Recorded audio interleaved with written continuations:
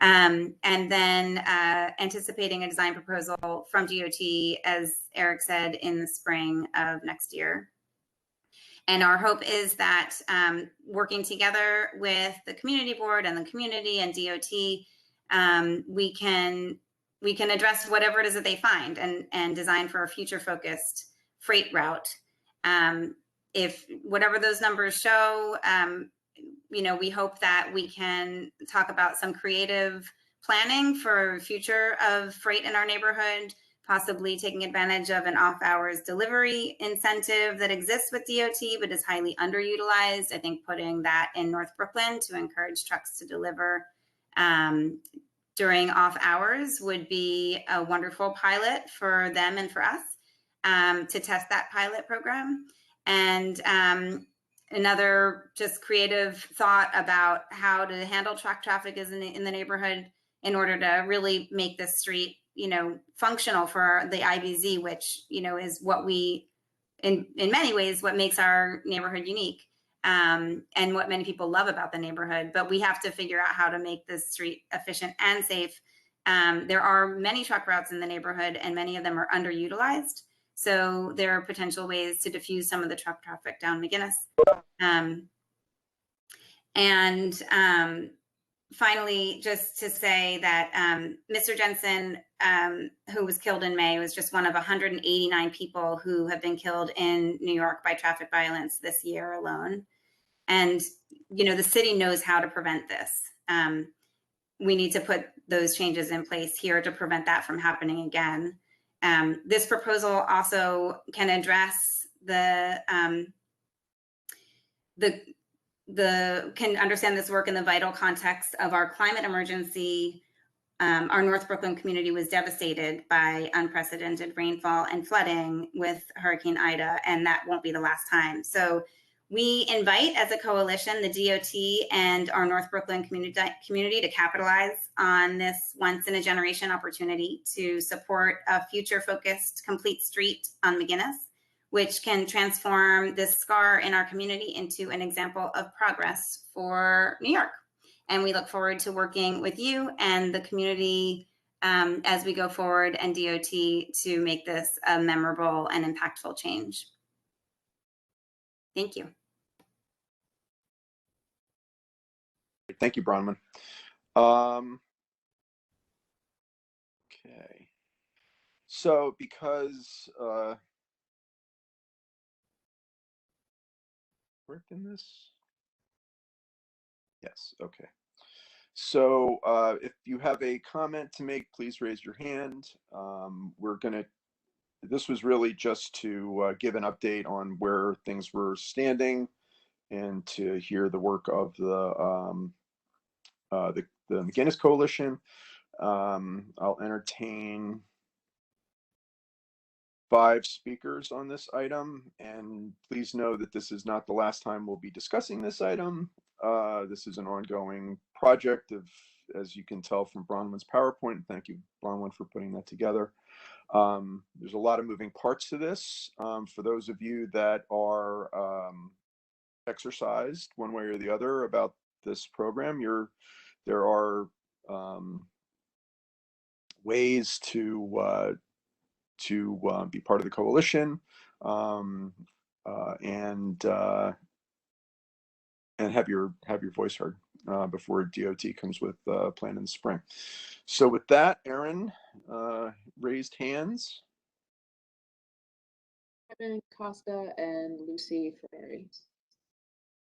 Okay, Kevin, as a board member, as a committee member, you are recognized first. Hi, first off, Bronwyn, thank you so much for this great presentation. Very informative. I wanted to, just underscore how important these safety measures are. And I think that, everything that you have presented, Bronwyn, sounds great in terms of reducing a lane of traffic being imperative in order to create safer streets for everyone. And I wanted to show my support and thank you for presenting today. And then also note that I posted as a question, I think that the chat was disabled, so I posted as a question the link but I'm sure that Eric, we could send out the link to comment on McGinnis after the meeting, or potentially, as a follow-up. But thanks. Thanks, Kevin. It'll be part of the report. Thank you. Who was next? Lucy and then Ryan. I was on Wait, all of the one meetings. second, Lucy, one moment. Ryan Coonan? Yes. Okay, Ryan, go ahead. Committee members go first. Go ahead. Okay, I just wanted to say thank you for the presentation. It was great. One of the things that was new to me was the graphic that showed on Long Island City how it was 2 lanes into a bigger McGinnis, and then into the 2 lanes further down. I guess it was Humboldt, sorry. But to me, it explains why speeds pick up so fast on McGinnis, because it suddenly opens up. And it also gets rid of one of the bigger arguments about the bottleneck, because it already bottlenecks when it goes back down to 2. So it never opened up. So to me, that graphic is a huge explainer on all the things I've experienced. And I want to say thank you. And I think it's an important point to constantly point out. It's that this street was never supposed to be this fast. It sucks that some drivers have gotten used to it, and we're going to have to change in order to keep ourselves safe and put it back to the way a local street should be. But thank you for the presentation. And again, I learned something new. So thank you. Ryan, Lucy, go ahead. I've been on all of the meetings on this that I've been aware of, and there were a lot of suggestions about not narrowing it to 1 lane, but other speed reduction methods, such as the light timing and speed bumps and clearer signage. And at the exit of the bridge onto McGinnis, which is three lanes and then it narrows, there could be a traffic signal there. There could be a traffic signal in the middle of the bridge itself. There's a lot of other options that I don't see on this presentation whatsoever. And I think that this narrowing it to 1 lane is very dangerous to the community. It's been in the chat, which got closed, but about emergency service vehicles. It's a coastal evacuation route, and I am very concerned with City Bike being part of the mock-up design of something for the community when that's a private enterprise. And these groups are always talking about private car storage and concerned about private parking, but then this private bike share company is now included in this plan. I think that needs to be reevaluated. I know that that's not the plan, that's DOT. This is your proposal and idea, and one of the ideas. And bicycle lanes, I mean, on McGinnis Boulevard, which it does connect 2 neighborhoods, Williamsburg to Greenpoint to Long Island City. It's not just like a connector from get off the BQE to get onto the LIE. It's a very essential local route. And I think you guys have to come up with some other ideas than just this narrowing. And when I was on the meetings, we broke into groups, and there was a bunch of opposition to the making it 1 lane. Yet when the representative of each group, if it were 5 groups or 6 groups, each person that was chosen did present. Our group thought that it should be narrowed to 1 lane, and not everyone thought that. And that was false representation. If this is like a community brainstorming and coming up with ideas and discussion, I felt very tricked and misrepresented when then it was brought back to the group as that this is what we all wanted, and it was clearly not what the residents want. And once again, I do think the community needs a lot more information that this is something that's happening. I'm glad you're doing a Polish meeting, thank you, and there is more awareness about this project. But there's places where the sidewalk should be widened in front of the school, but there has to be a lot of observation of who is walking down the sidewalk. It's not, McGinnis is not like a highly foot trafficked street in a lot of the length of it. And there's definitely other safety measures that could be implemented, as, you know, narrowing it to one lane would be a very, very, very last resort. Thank you.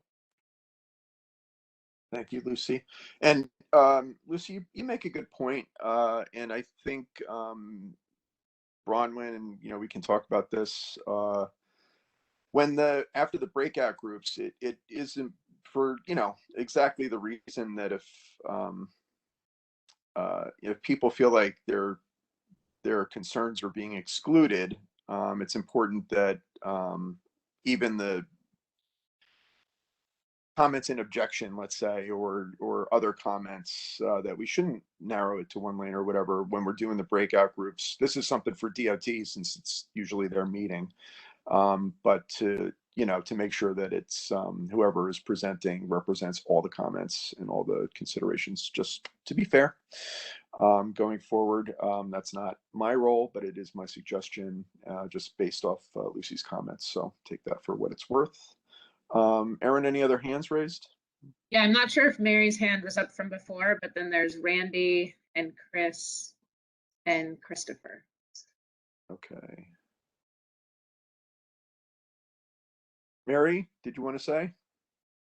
Please ignore it. I don't know what's going on. It's All right, coming all back over and over again to haunt Okay. me. All right, Just no ignore worries, me no worries. tonight. So it's So Randy, Chris, and then Christopher. okay. So it's Randy, Chris, Christopher, and Christopher. You will have the last word. So Randy, please go. And is this Randy Rhodes? It is. Okay, go ahead. Yeah, thank you for the presentation. That was nice. I think we can all agree that, there are measures that can be taken to make it safer. In our breakaway group, I asked the DOT if they had any current data as to how many vehicles actually travel down McGinnis on a daily basis, and they don't. So, first and foremost, I think it'd be important for us all to be able to gauge this with traffic counters, right? And, we live in a data-driven society, so I don't think like getting all of these data points and then considering how, let's say, eliminating a lane of traffic on each side of the street will impact traffic on Greenpoint Avenue, traffic over the bridge, traffic on local streets.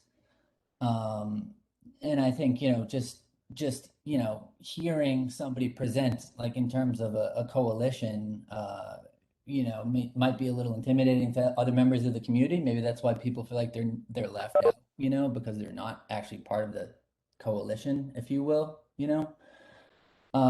so that's really it, and I think like we really do need to emphasize the fact that, jaywalking is an issue. And I think immediately if we could, get the DOT to at least fix the traffic button signals that you used to be able to push that would stop traffic so you could cross, I think that would be like a very important first step as far as safety goes.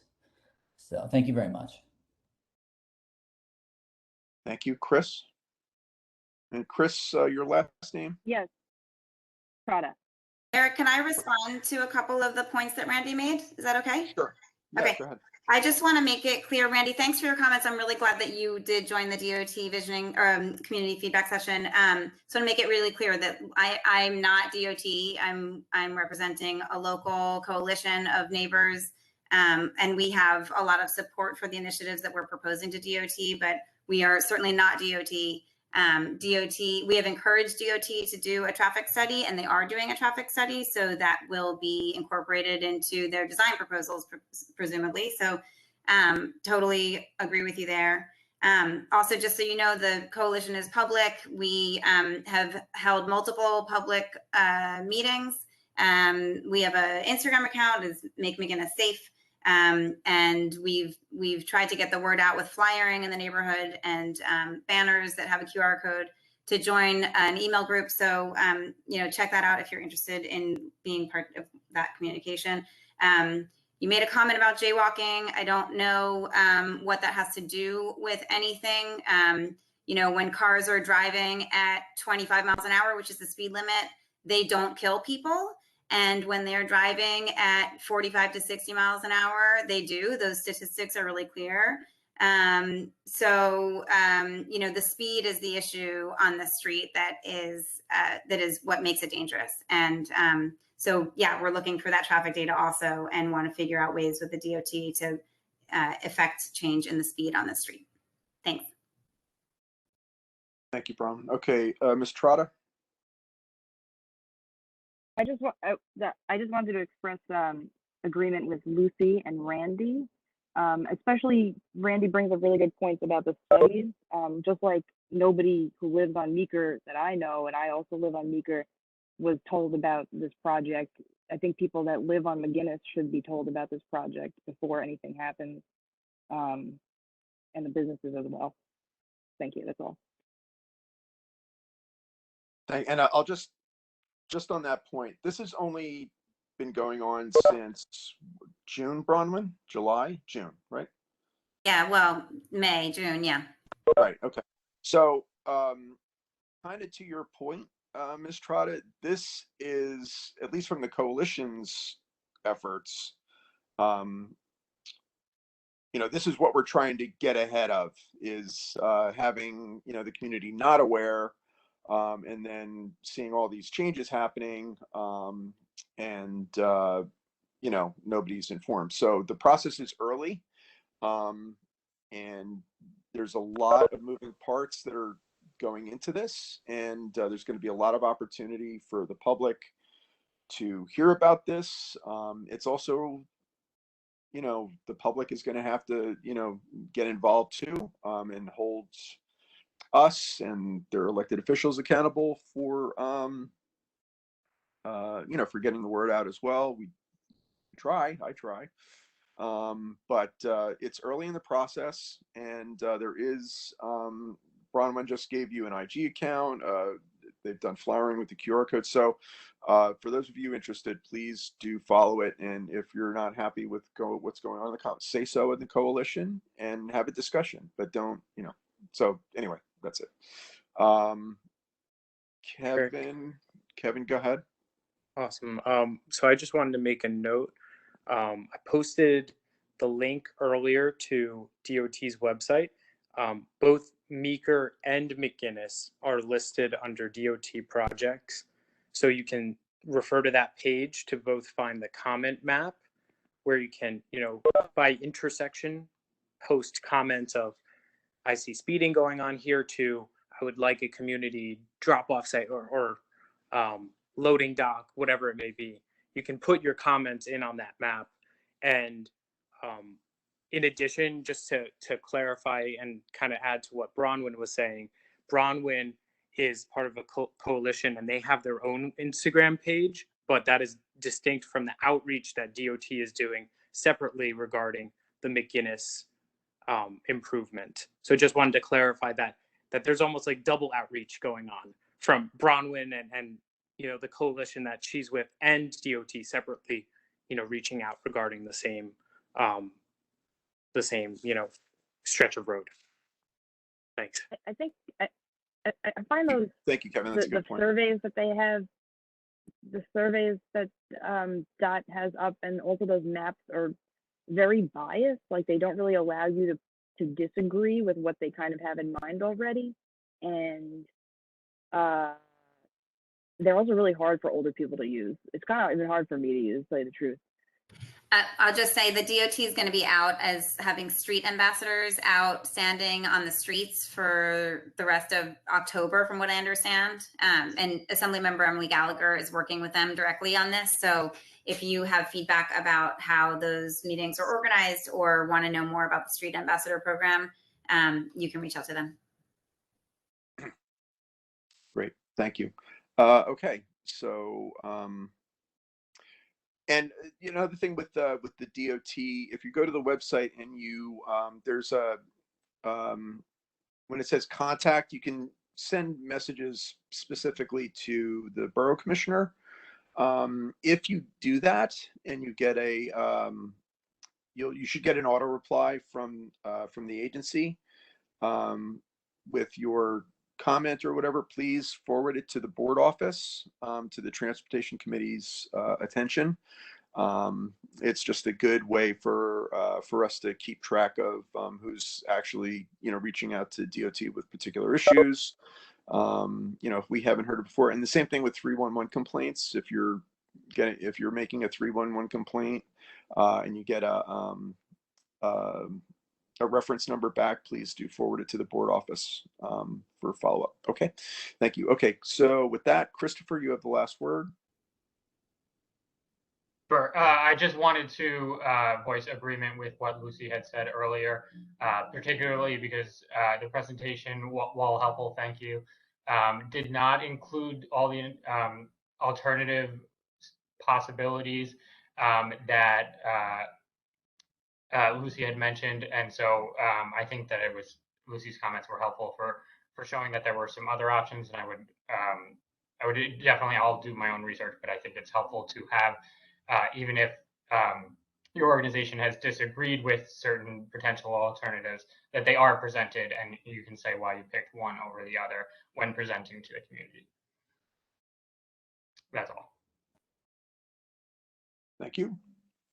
All right, with that, this item is closed. Anyone that wants to submit written comments can do so to the board office to be made part of the record. Okay, and now, actually, let me just memorialize Christopher's comment here. Sorry, bear with me one second.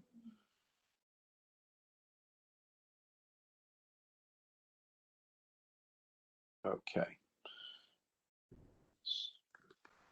Okay. All right.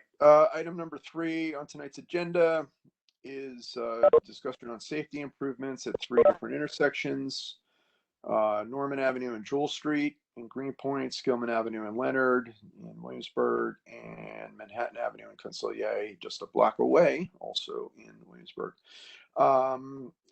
We had Mr. Elliot Drabble and Ms. Clara Smith to address the Norman Avenue Jewel and Skillman Leonard intersections.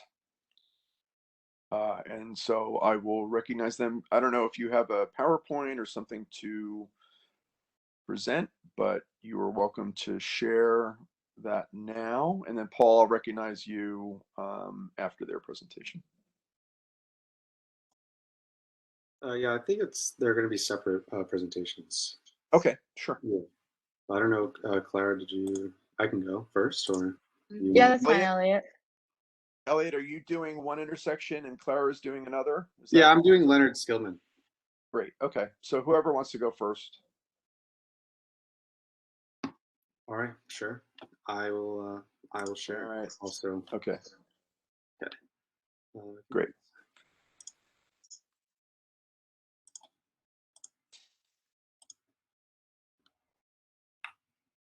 All right. Can you see? Not yet. Jerry, he's public. Do you need to allow him to share? No, same protocol. Bottom of the screen, Okay. center button. Okay. Okay.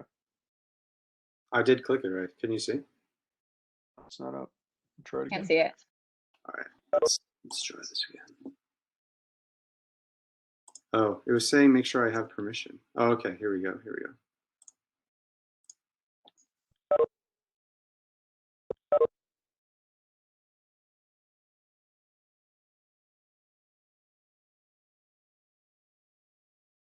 It says connecting, so let's see.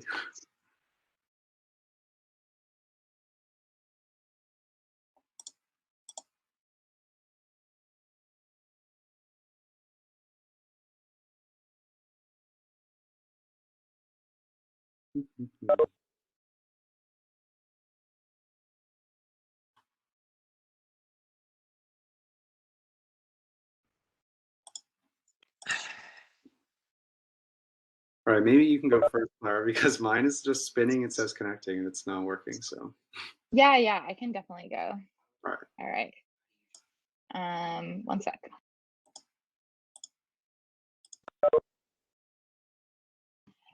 Okay, so let me see if I can also share.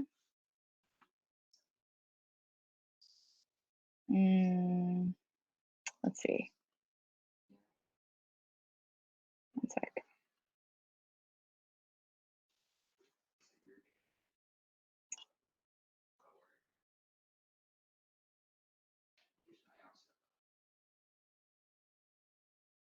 All right, can you guys see this? Yes, no. Can someone say something? See, I see the share icon is next to your name, Clara, but it is not sharing. Okay, one sec. And just while I'm thinking of it, Bronwyn, can you email the PowerPoint to the board office and myself? I can do that. And Clara or Elliot, if you want to send anything to me for me to go through, I could do that if that's helpful. Okay, I have share content. We can't display your share content. Make sure that you're allowed permissions to share content and then try again. Can you just double check that again?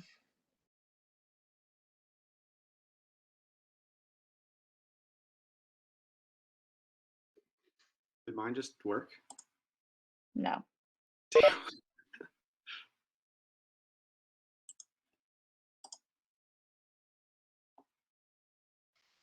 Let's do this. Paul, give it a shot, and then we'll come back to Clara and Elliot.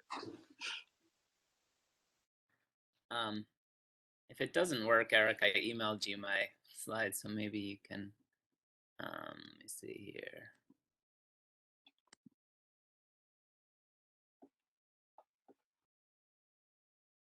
Can you see mine? There we go.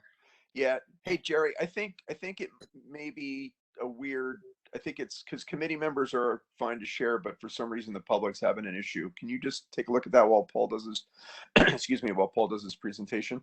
Sure. Thank you. Okay, Paul, go ahead. So I wanted to propose that the board request a study of adding a stop sign at Manhattan and Concelia. You can see on the map where I've indicated the intersection. So that there, currently if you're on Concelia, you do stop, but Manhattan you don't. At this corner is PS 132, the open street that's used by the school during the day. This busy little Italian takeout place on the corner. And if you're driving north on Manhattan Avenue, there is one of these, yellow signs that indicates that you're supposed to stop if people are in the crosswalk, but people don't. And I think actually a lot of people don't even know that that's what that sign means. And, this is a very residential neighborhood. And I think people, if you're on Concelia, you sort of expect that there would be a stop sign there. So it's a little bit jarring that there isn't. This is another view of the corner from the corner where the school is. You can see the little Italian place on the corner, and the view looking back toward Manhattan Avenue. I think that cars that are coming north on Manhattan, if they get stopped at the light at Metro, they kind of gun it to get through this first intersection to get up to the next stop sign, which is at Skillman. And I think it's a dangerous condition and something that we should ask the DOT to look at for us. I guess that's all I kind of wanted to say about it, unless there's questions or discussion. Hey, Eric? Eric, I have. And Yeah. Paul, just so you know, I have a pending traffic light request for that location also. That's probably about 5 months in. It was denied once before. I had to wait 18 months before I could make the resubmittal. So that's somewhere at DOT. Yeah, that's even better. Hey, Eric, I was to say I have questions that are sort of more broad and would be for all three. Are we going to do a sort of wrap up? Like, I was just wondering if I should ask all three or do it at the end. Again, it's more about the federal standards, the DOT, et cetera, et cetera. Right. Yeah. Let's hold, Ryan. Okay. Thank you. Jerry, is it And it bears noting that these are all based on warrants. right? So unless the DOT has vehicular counts and pedestrian counts, it's very difficult to get a traffic light and or a stop sign. Right, right. So it's key to having DOT do the study while the school is in session to get the additional pedestrian counts. Absolutely. Yeah, it's kind of mystifying to me that we don't have a control, because we did get controls down on what is it, Withers, and I believe doesn't Skillman have a stop sign now? You know, so Yeah, and that's Skillman in Manhattan does. that's not too long ago, because it used to be that Manhattan, when I used to live on Manhattan and Metro, that was a raceway, so people would race from Metropolitan Avenue all the way down to Meeker to catch that light, and it was dangerous. And then they put those other controls in there. So hopefully that light will go in. Now they may say, oh, there's crossing guards when school's in, but that's not sufficient, because that is a busy corner. There's a lot of pedestrians coming off the L, the transit through there, and so it doesn't. I'm not sure if we were to do a letter of support, Jerry, for your recommendation. We're not calling for a traffic study because there's one in progress, right? So, Well, I would hope. I have not. I mean, I'll be honest with you. I live on that block. I've not right. seen any counter clocks out. Although neither. they I'm there do all it the time. manually lots of times with DOT employees. When you're going down Consigliere and like Paul said, you really, even on a good day, you have to inch out. You can't see that left-hand Absolutely. traffic coming out of metropolitan Manhattan. Especially you have the school steps there for PS 132, which bring out the intersection even further for the line of vision. Right. So,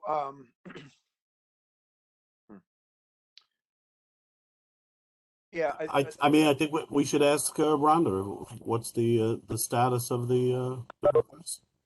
right. Okay. Yeah, we'll do that, and then maybe we'll take it up in a letter of support for a study in November. But we'll reach out to Rhonda for status on your request, Jerry. Skillman and Leonard, same scenario. You're coming down Skillman, you look to the left, and you take your life in your hands. You have to inch out. Yep. Okay. Elliot, you want to try again? Yeah, I downloaded the WebEx app in case that somehow had something to do with it, because I was in the browser. So let's see. I have Clara's presentation that she just emailed to me. So, it's working, Elliot. Ah, good. Is? There we go. And just before we move on, Jerry, can you? I'm sure you sent it to me already, but can you just resend that request with the reference number to DOT on that light, and I'll follow up with Rhonda. Sure, it was a little bit of a while ago. I have to dig it out. Yeah, that's fine. If I try to find it, it's sure. And you see, we got approval.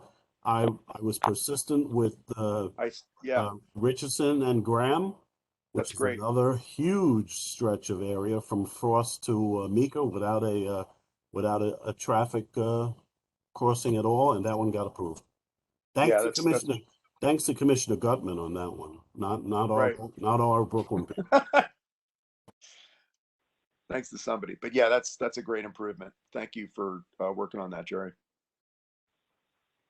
Okay, Elliott Drabble is up and running. Let's hear about Leonard and Skillman.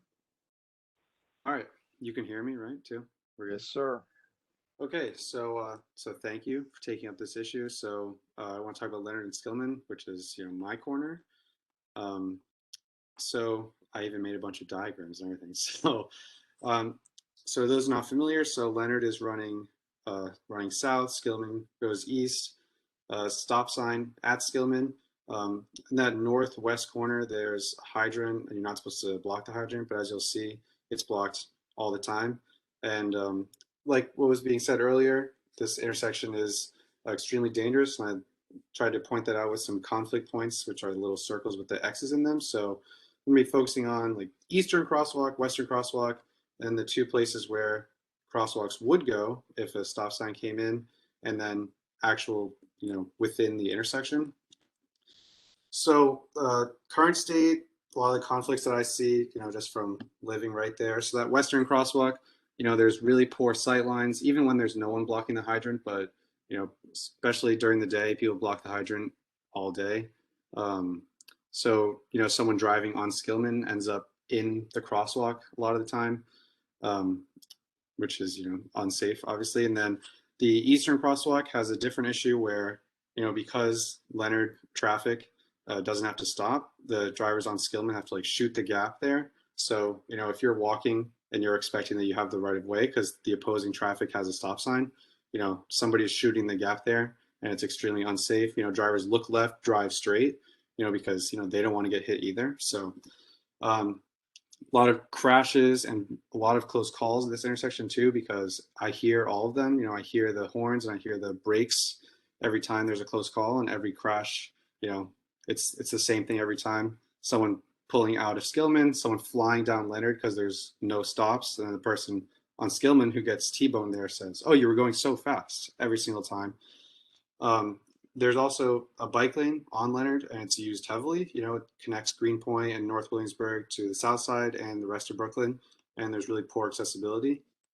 So I took some pictures here too. So the left picture is showing the view from the stop bar on Skillman. So if you're in a car, there's no way that you can see anybody who's coming, so it forces you into the crosswalk. And then the view from the northeast corner, so like the opposite side of where the picture on the left is. There is a tactile pad, but there's no crosswalk there, and there's no pad on the other side. So that was kind of confusing to me because, if somebody's using one of those, like the walking stick where you touch the tactile pad to see, where to cross, like that's not a safe place to cross. So that is kind of confusing to me. So then I made a little mock-up of this proposed like future of this intersection. So added some new colors, new shapes here. So the bump outs or curb extensions at the four corners, and using bike corrals or other, protective infrastructure to make sure that, especially at that corner with the hydrant is not being blocked, improving the vision and adding much needed bike parking because people are always blocking the signposts. And as someone who has a bike, I just don't ever find that to be safe. So, what solutions would these interventions bring? So stop sign calms traffic, improves safety for people walking, on bikes, and driving. So drivers on Skillman don't need to shoot the gap, and you can cross without, hopefully without people, cars in the middle of the crosswalk. Improves access, update the tactile pads and the curb cuts. Again, crosswalk less likely to be blocked if you're somebody who needs to, use the curb cut to get up onto the sidewalk like someone in a wheelchair would. And the bump out curb extension with some protection, hopefully bike corral, prevent illegal parking in front of the hydrant, maintain access for the fire department, improve sight lines like I've been talking about, and using corrals provide much needed bike parking. So I know we were talking about letters of support, but overall just looking for stop sign, crosswalk, accessible intersection with daylighting, bump out curb extension, especially at that hydrant, the northwest corner, use bike corrals for protection and also for bike parking, but a letter of support. Thank you. Great, thanks a lot, Elliot. A lot of good points. Okay, let's hear Clara's. We'll take up discussion at the end if that's okay with everybody. Clara Smith. Cool. Hey guys, how are Let's you? go.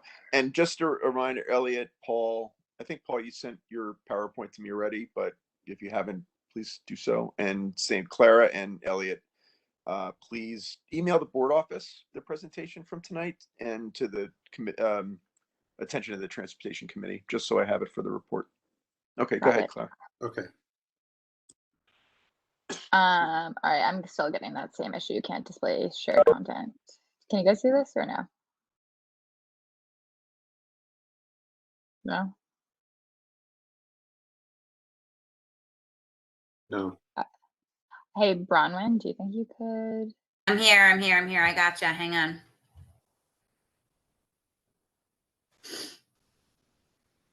Hang on. I also can't start my video for some reason. That doesn't really matter as much. Your though. video is on. It was doing that to me before too, where I had Okay, my cool. video on, but I couldn't see myself. Okay, how's that? Oh, it says you are now the present. I don't see it. Do you guys see it? No. It says you are now the presenter. So Oh, let me I see think if I got maybe some. Okay, hang on. I had it and then it went away, so maybe something else changed. Hold on. Here we go. Okay, now. Yeah, great. Okay, so I want to talk about similar safety improvements on Norman Ave and Jewel intersection. So Bronwyn, you can go to the next slide. So the current state, this is the intersection at Norman and Jewel. There are 16 through streets that intersect Norman Ave. The one at Jewel is one of only 3 that isn't an all-way stop. And it's also, of those 3, the closest to McGinnis. And then at this intersection as well, there are businesses at 3 of the 4 corners, and there are no north-south crosswalks on Norman Avenue to facilitate crossing between those corners. Okay, we can go to the next slide, which is a map.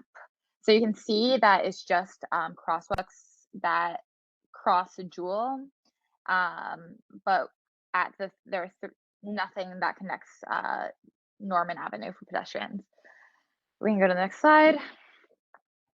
So major problems on this intersection. Speeding. Cars are speeding from McGinnis or to McGinnis, and then also at the adjacent corners at Humble and at Diamond, there are traffic lights, and cars speed to make the green lights there. Cars are just generally speeding down this intersection. Visibility. Cars parked on the south side of Norman Avenue at the intersection reduce the visibility of incoming traffic. So if you're trying to cross Norman from Jewel at the stop sign, you absolutely cannot see any incoming traffic. You have to venture out into the intersection. So these cars crossing Norman end up completely in the intersection before they're able to decide to stop and wait for cars to cross or to continue crossing. And then, as I said, pedestrian crossing, there are no crosswalks, but pedestrians are frequently crossing the street with incoming traffic speeding, and it's just unsafe. Next slide. Bronwyn, I sent you a video. Could you play the video? Do you have that? I took a video from my roof. I live at this intersection. I took a video from my roof over the weekend. It's on a Sunday, so there's less traffic, and also one of the corners is naturally daylit because there's no one parked there. I just edited it together, so we'll see if I can show it to you guys. I just condensed it. Yeah, go ahead, Bronwyn. Oh, no. Sorry, I was just telling you I'm trying to share that tab. Okay. So I edited it. So yeah, it's coming up, I think. I edited it so all of the cars turning right come first, then the cars going straight, then the cars turning left. Do you want the sound on, Clara? No, definitely no sound. It's just probably my commentary or recording. Okay.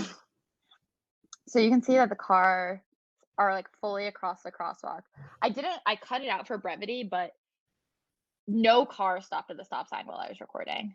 So cars are fully in the crosswalk before they commit to turning right or not. Some of the cars pass the crosswalk. Most cars didn't even stop, which is just not safe. There's some confusion sometimes. I think this car stopped and then another car stops and waits for it to go, but it's not even crossing. It's just a confusing intersection. So now we see this car is halfway through the intersection before it decides. The video is lagging. I can share the full video with you, Eric. But the cars are halfway through the intersection before they decide to commit, before they speed up. They roll through, they get halfway in, and then when they turn left, it's even worse. going right, straight, left, it gets worse, worse, worse. Some cars have to just sit and wait in the intersection while they wait for cars to cross by. Like this car right here is fully in their intersection before it waits for several cars to cross by. A woman is crossing the street. It's very unsafe conditions.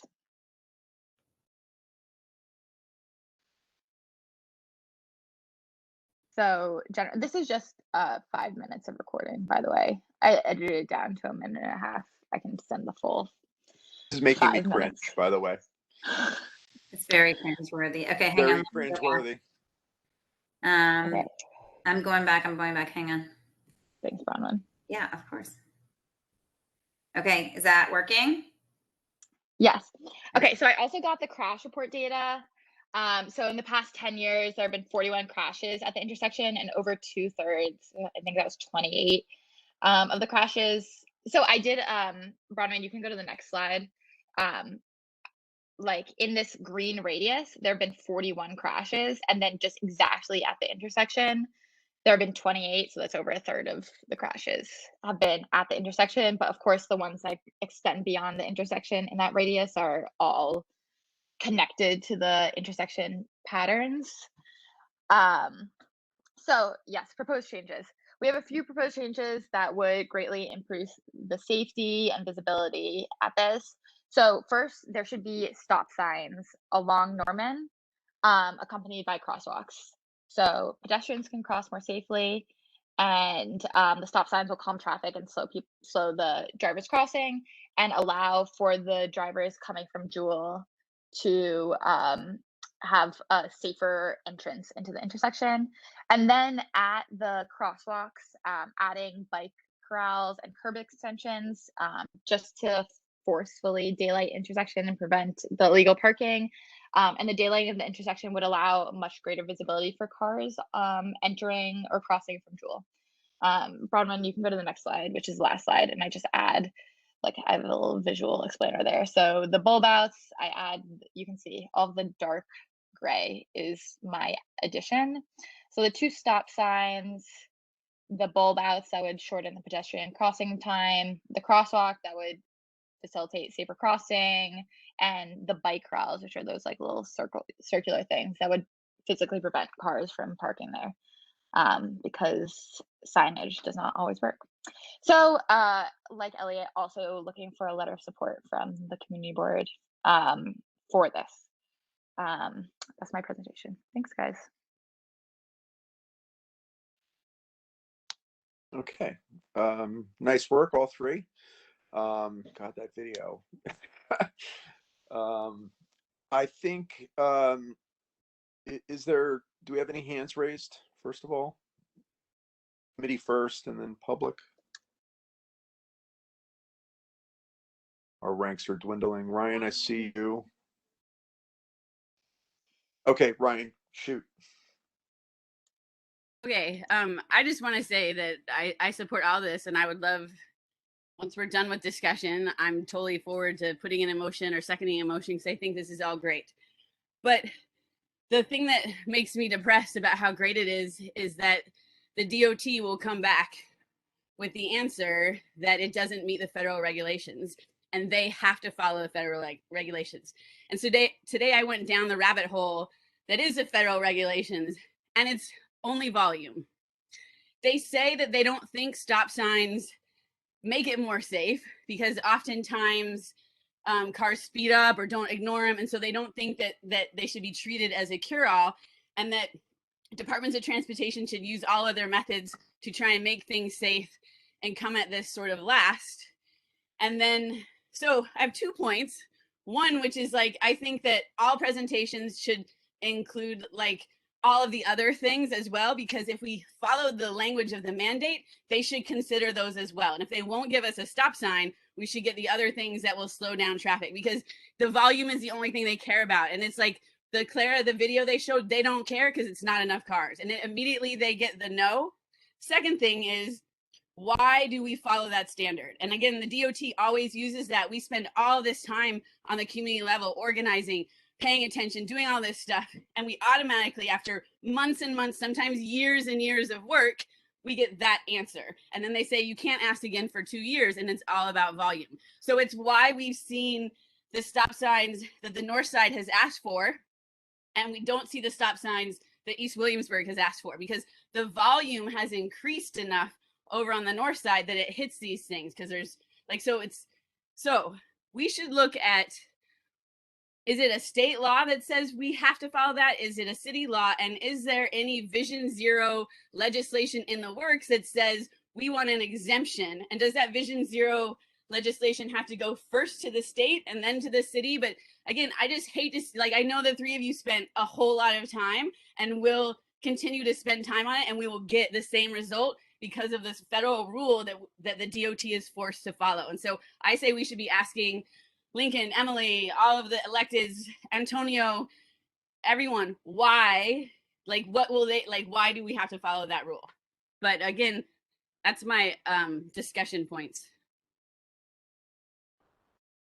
You would have thought that Vision Zero would have thrown the warrant match out the window 8 years ago. Again, but they may have been trying. This is what I'm saying. I did research on what the federal standard is. I did not do any research on what the legislative failures and passes or compromises that have been made. And it may be something that is in the works outside of this. That, like, but I definitely think that, I mean, it just frustrates me that we spend years on to get the no, because, and every time it's the same answer, and they won't, you know. So again, put in for the other stuff, because it sounds like you can get the bulb outs, all of anything up to like a traffic signal and stop sign. They say try those things first. So we should be asking for those things from the DOT, so they can't just use that federal mandate to stop us. I don't know. I'll send the links. I'll send the links of everything I looked at today, because there's some really interesting, again, I went down a rabbit hole. I have them all open, but it's too much for, but it's, I don't know.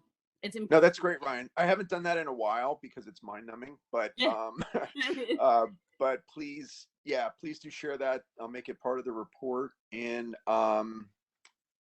say something. I know I've had conversations with Reynoso about local control for, you know, particular intersections where the public is screaming about it. I mean, God, Tish and Guido Cinciato have been trying to get a stop sign. Parks. No, across from parks. It's insane that they can build a new park and say we don't have enough traffic to put in a stop sign. That seems absurd. Right.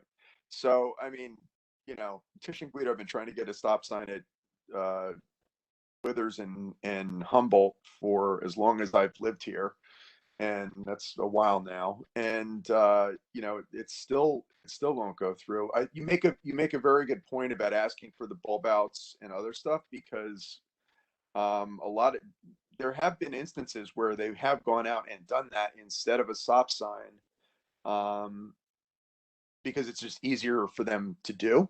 And I think it's also, well, I don't know if it's cheaper than a stop sign, but it's cheaper than a signal, like a signal, not a stop sign control. I was going to say something else about that.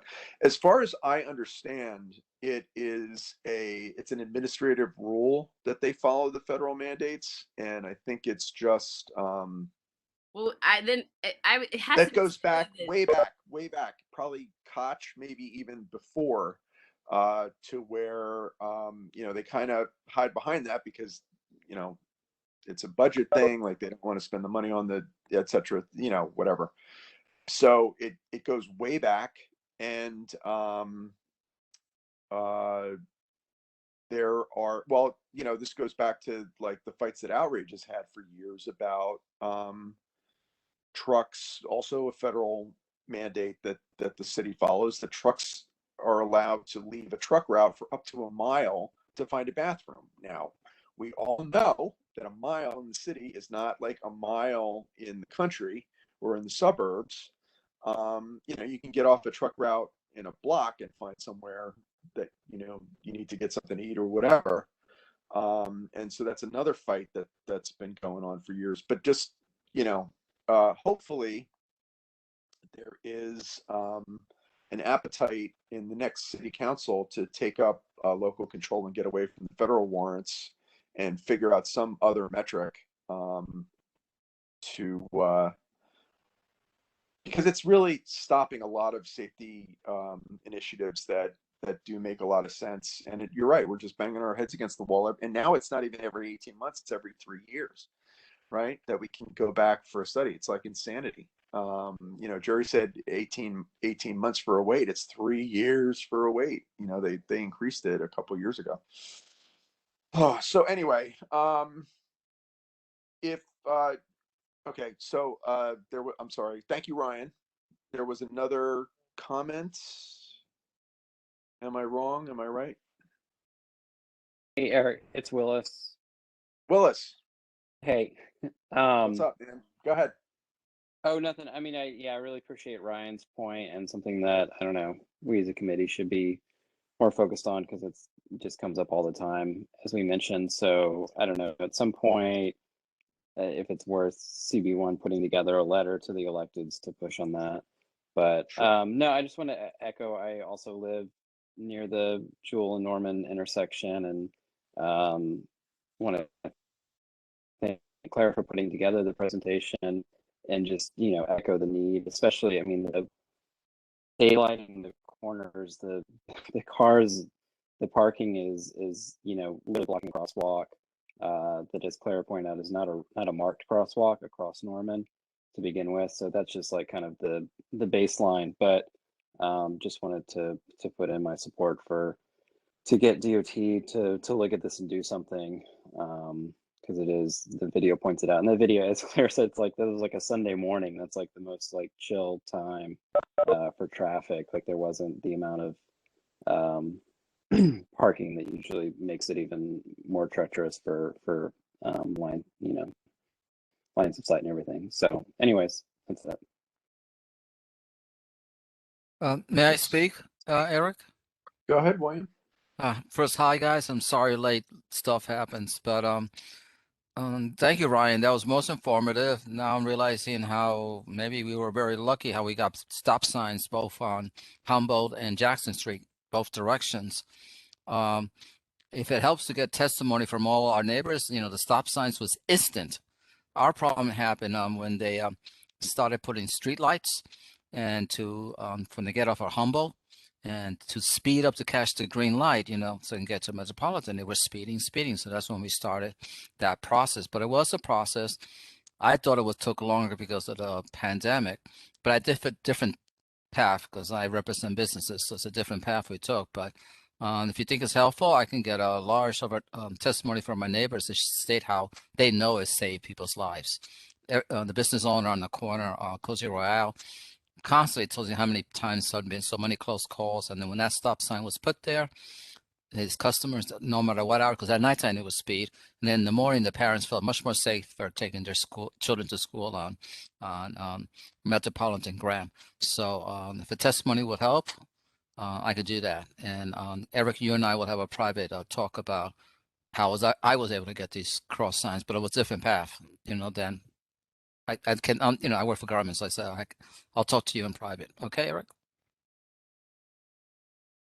Thanks, William. Yeah, I mean, and there's no conspiracy. This will all come back. This will all come back to, you know, some kind of strategy to address these kind of concerns in a more active way. So, and also thank you for that stop sign at Humboldt and Jackson, because I have nearly killed myself a million times on that at that intersection, and have avoided going on Jackson just for that reason, because it's hard to cross, and now it's a lot easier. Graham is still a little dicey, but we'll take what we can get for now. Anybody else? Eric, I'll talk to you about the problem on Graham. It's not so much DOT, but certain merchants over there. We'll talk in private. Okay. Eric, point of order. Sorry, I was just going to ask. Who's that? Are we have Kevin? This is Kevin. Hi. Yeah. Are we going to have a vote on either or both of these proposals, just to kind of refer it to the full board or anything like that? If someone makes a motion. Mr. Bronwyn. I make a motion, but I was waiting. Is All right. discussion I'll over? second it. I second it. But I wait, wanted wait, to wait. just say one thing, Eric, before we Wait do a that. minute. Wait.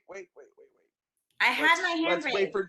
Okay, but let's wait for discussion to be over before we make a motion. So, Thank but I'm you. just answering Kevin's question in a snarky way. Sorry. Bronwyn, go ahead.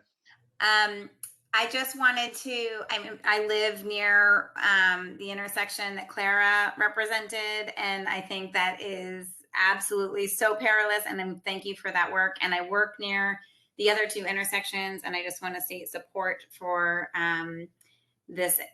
all three of these initiatives. I'm very familiar with all of these. I cannot believe there's not a stop sign by PS 132. That is insane, and that intersection is insane. I initially raised my hand just to say support, and also to thank the committee, thank the public members that do the work to bring this to our attention, because I think it sets precedent for other community members to see how this works, and including myself. So I apologize in advance if I have a presentation at every committee meeting from now on, because I have a list of like 50 intersections that I'd like to have addressed. But also, Ryan, so awesome, and all your institutional knowledge on this, and thank you for that. And I don't know if there's anything we can do to like get a quick answer, find out if there is action that's happening at city council level, or I'd be happy if it's appropriate to reach out to Lincoln to ask him if he knows anything about this or could look into it, if that's helpful, or appropriate, or neither, whatever. But I feel like it'd be good to get some answers, because I know we've talked about this before in my short tenure on this committee. Thanks.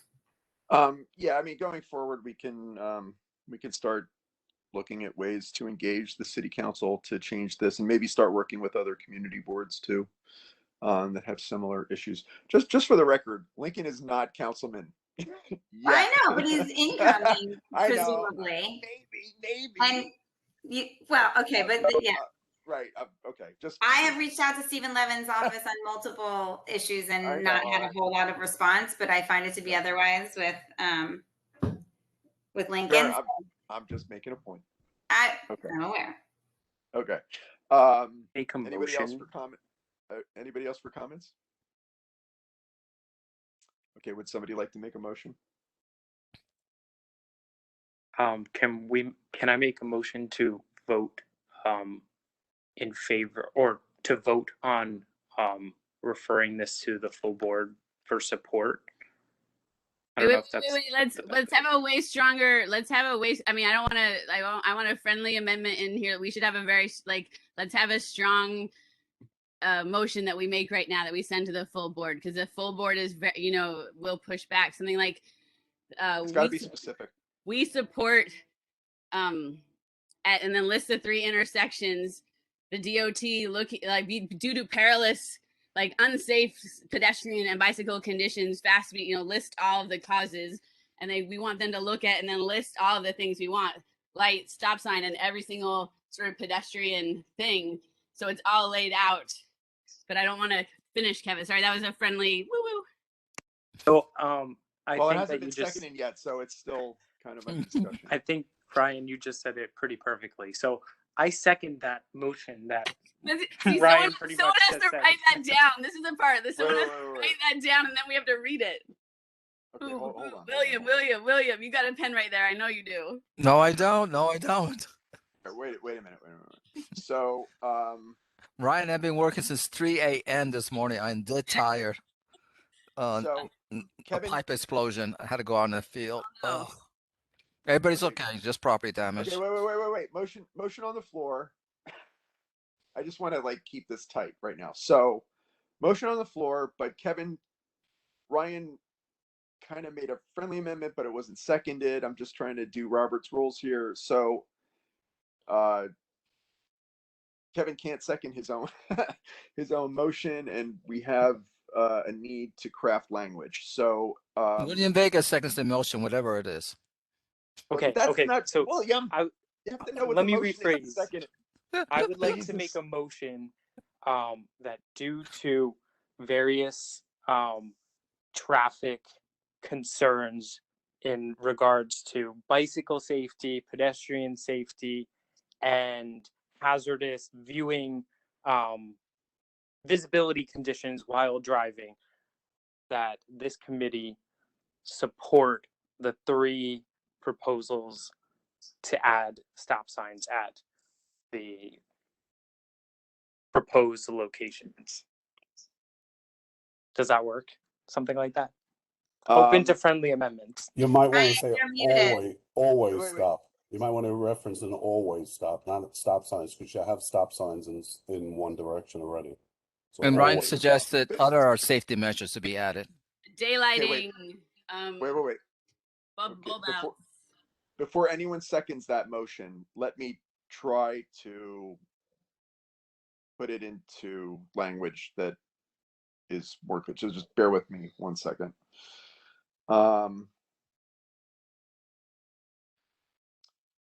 Okay, so committee. Sorry, my dog is snoring. If that's what you're hearing.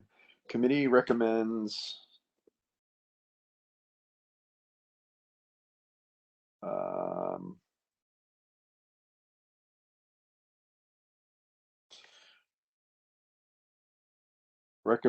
all way stops, stop controls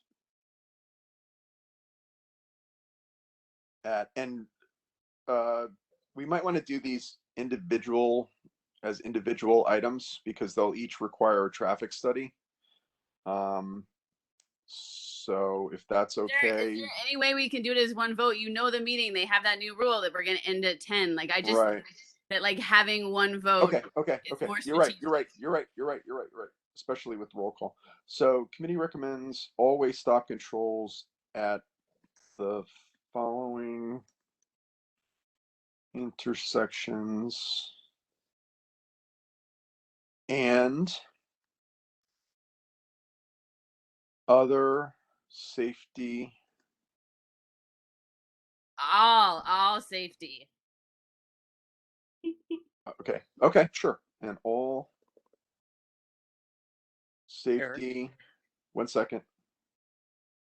Safety measures available to NYC DOT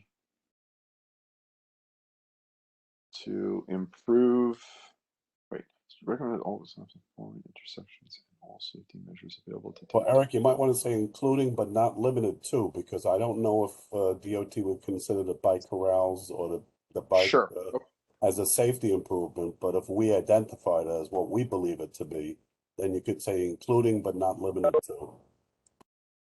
Okay, so So committee recommends always stop controls at the following intersections and all safety measures available to NYC DOT. And what was that, Jerry? I would recommend including but not limited to, and then state what the consent got stated. it. Including, thank you. Including but not limited. Limited to what? Bike corrals. Daylighting, bulb outs. Hold on. Corrals, bulb outs, daylighting. Bulb outs. Yeah, right. All right. Okay. All safety measures available to DOT, including but not limited to bike corrals, bulb outs, daylighting, crosswalks. Well, they have, once they put in a stop sign, they have to put in a crosswalk. It's mandated, although there are some painted crosswalks that don't have stop controls around, but they're few. Let me just, committee recommends always stop controls at the following intersections and all safety measures available to DOT, including but not limited to bike corrals, bulb outs, daylighting, and any. Right, that's it. Included but not limited to bike corrals, bulb outs, and daylighting to improve safety conditions at these intersections. Or due to, dangerous and documented pedestrian bike Okay, safety okay. condition. Okay. Well, hang on. All right, I have to read this from the beginning every time, otherwise I get lost. Committee recommends all-way stop controls at the following intersections and all safety measures available to NYC DOT, including but not limited to bike corrals, bulb outs, and daylighting to address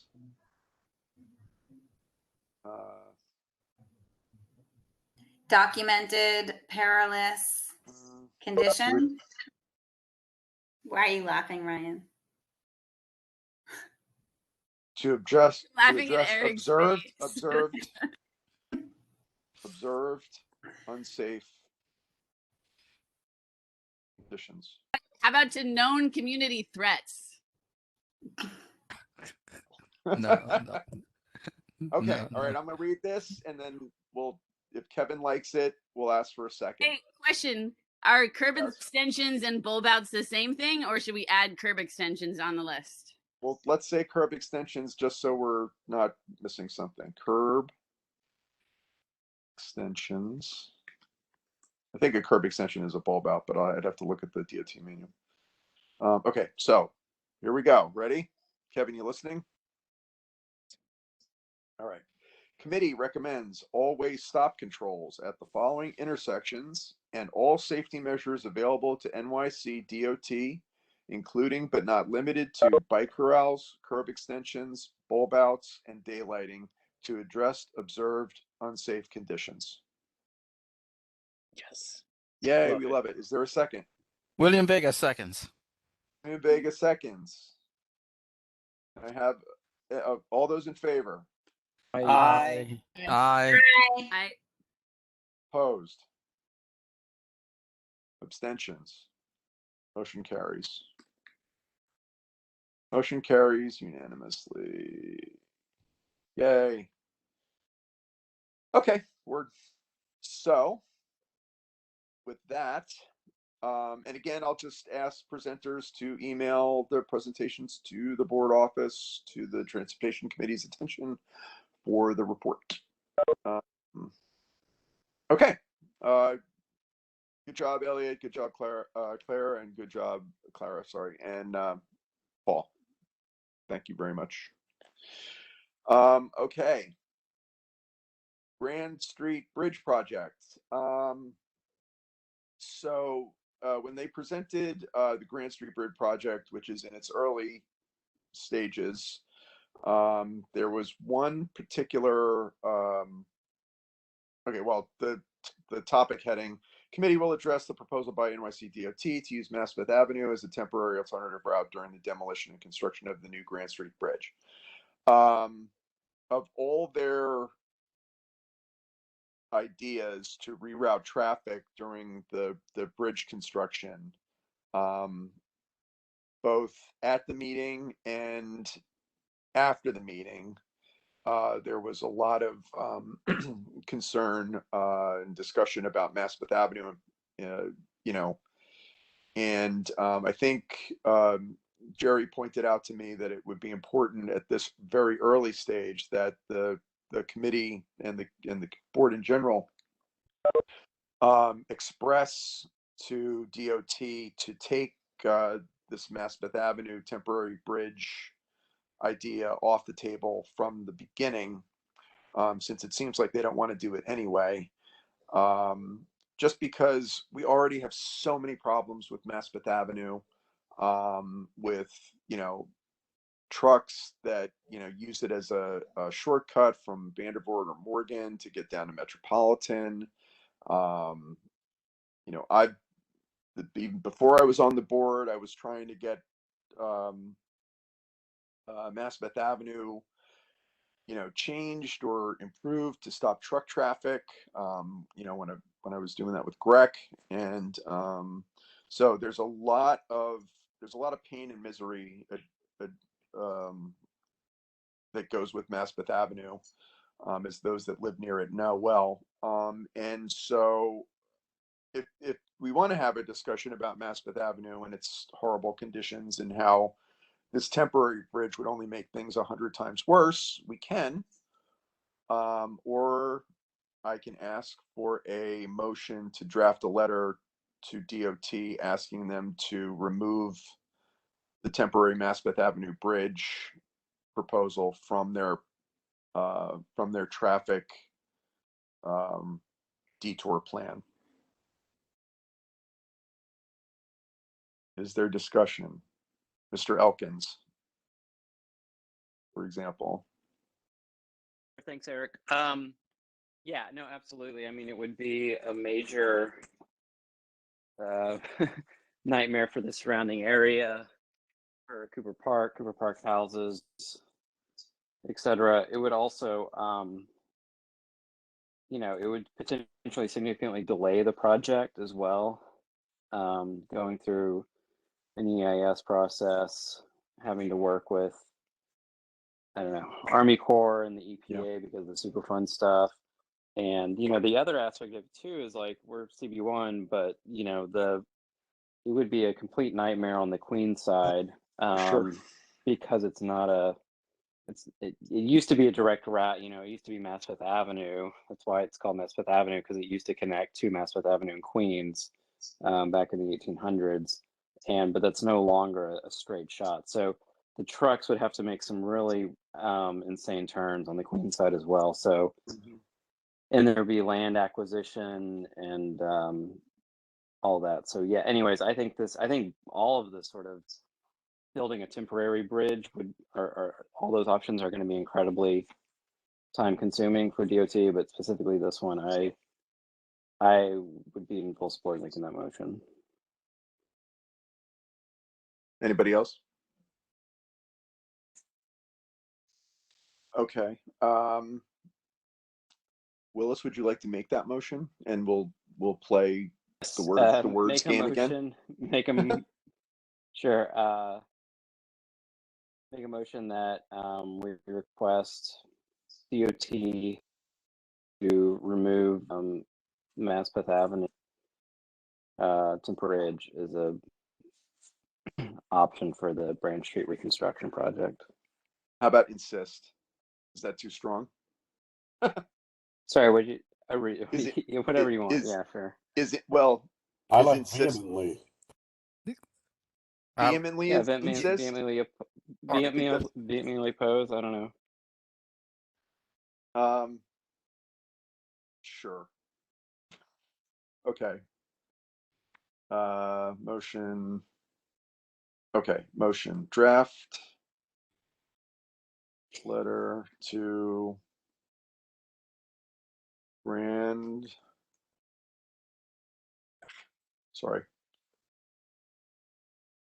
Street Bridge project leaders to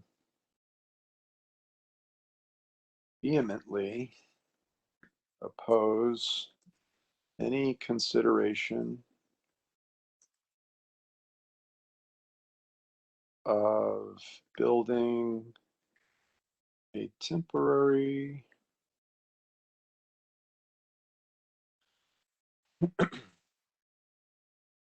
bridge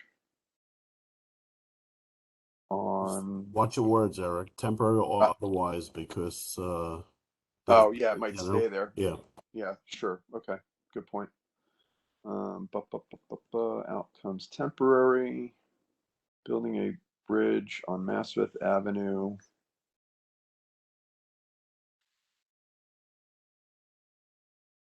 As part of its traffic mitigation plan during construction. I don't know if this is mean enough, but we'll try it. Okay. Motion to draft a letter to the Grand Street Bridge project leaders to vehemently oppose any consideration of building a bridge on Maspeth Avenue as part of its traffic mitigation plan during construction. Do we like? Yeah, I second it. Okay. Any discussion on the motion? Jerry? No, it sounds fine. And you're referencing during the the reconstruction of the Grand Street Bridge, right? Yes. Yeah. Or during bridge reconstruction. Let's say that during bridge. Mention Grand Street. Bridge reconstruction. Okay. Okay. And William seconds, is that right? Yes. All in favor? Aye. Opposed? Aye. Abstentions? Carries unanimous. Thank you, everybody. Great. Okay, old business.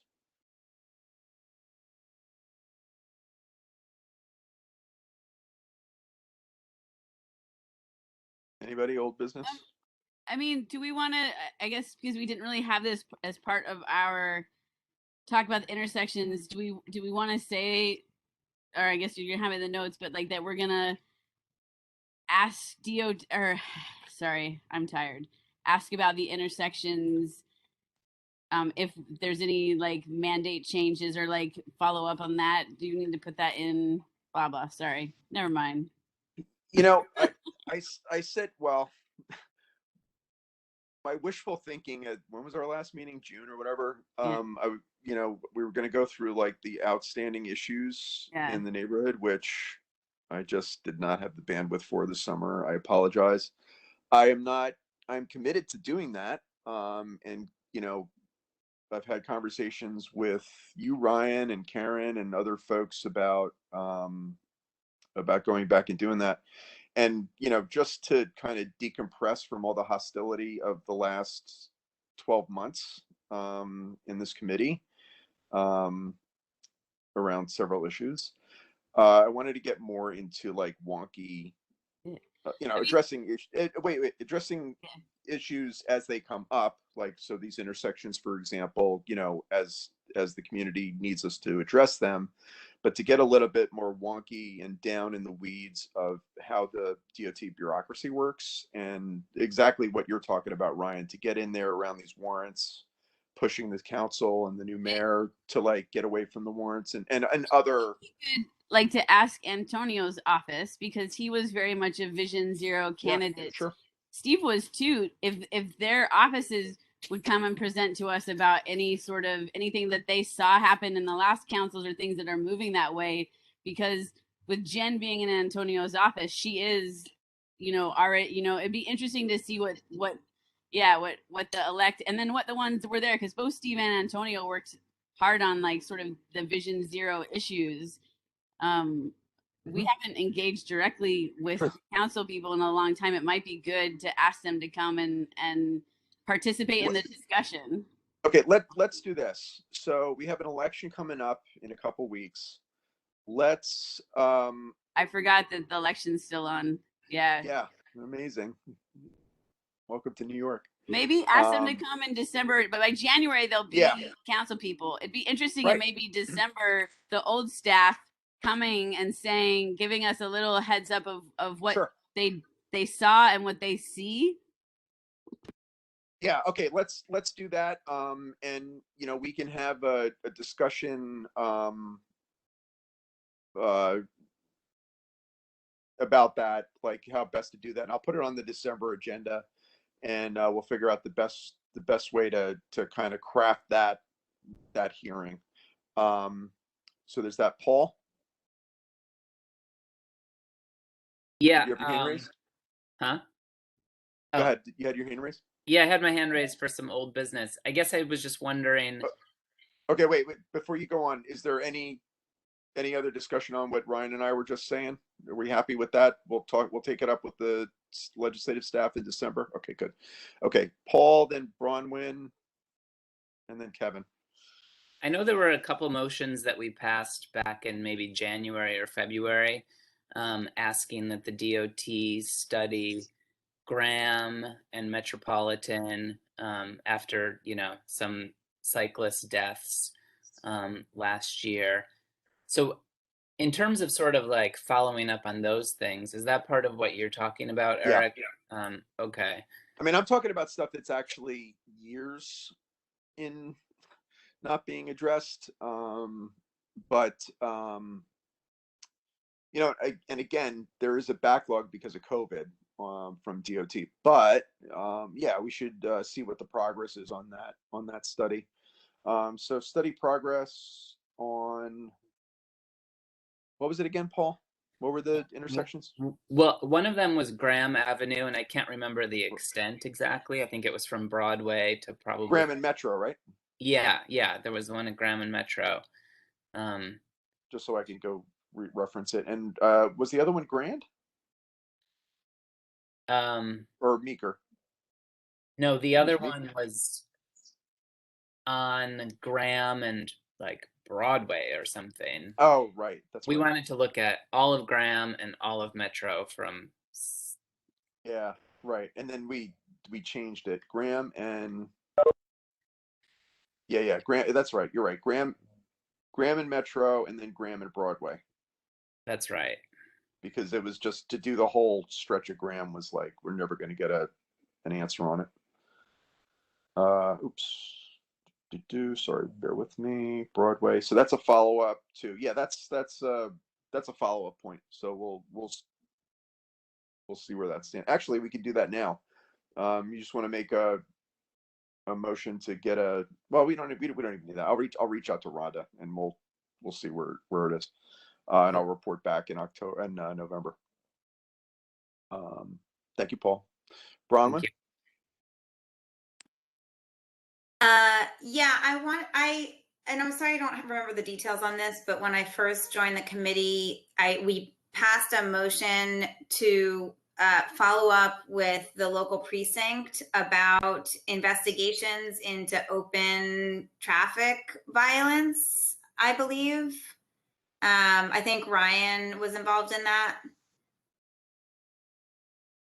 We did have that whole thing. I mean, remember, it was a whole, I don't know where we landed because Simon wanted us to not talk about things until there was an official police report.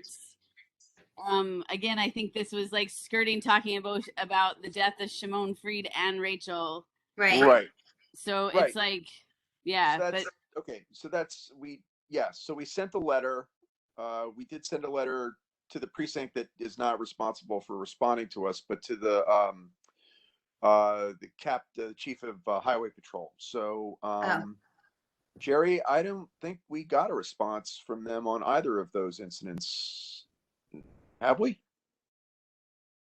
I don't remember seeing it. Yeah, I don't recall. I'll follow up. I'm not even sure if those people are still there anymore. The chief of patrol is still at highway patrol. I'm pretty sure.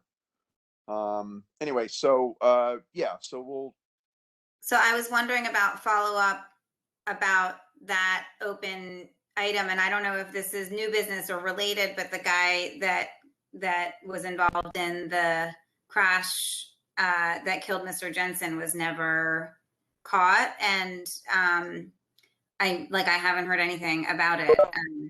So I don't know if that's related or not, but well, it is related because A, it's old business, and B, we now have a standing policy within the committee anyway that any fatality or major injury automatically triggers a letter request from the committee to the board for follow-up from highway patrol. So we can get status on. So did the committee, did that happen in this instance? Yeah, we sent the letter. Okay. So Shimon. Eric, Shimon Freed, the driver was arrested and charged with vehicular manslaughter. I just looked it up. Okay. I don't know if there was a trial or any of that stuff, but we never got a response, but that is what the result was. Okay, but he's still pending trial, right? According to that article. I mean, it didn't say it was.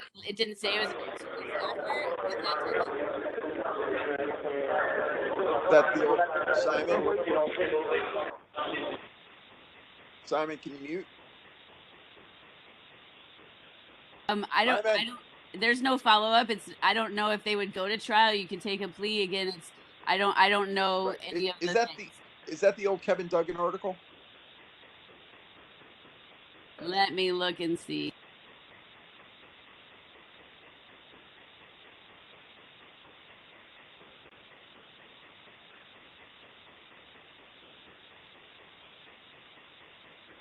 Yeah, it is. Okay. All right. Well, we can still ask for. I mean, if that's the case, then we also sent a letter to the Brooklyn DA.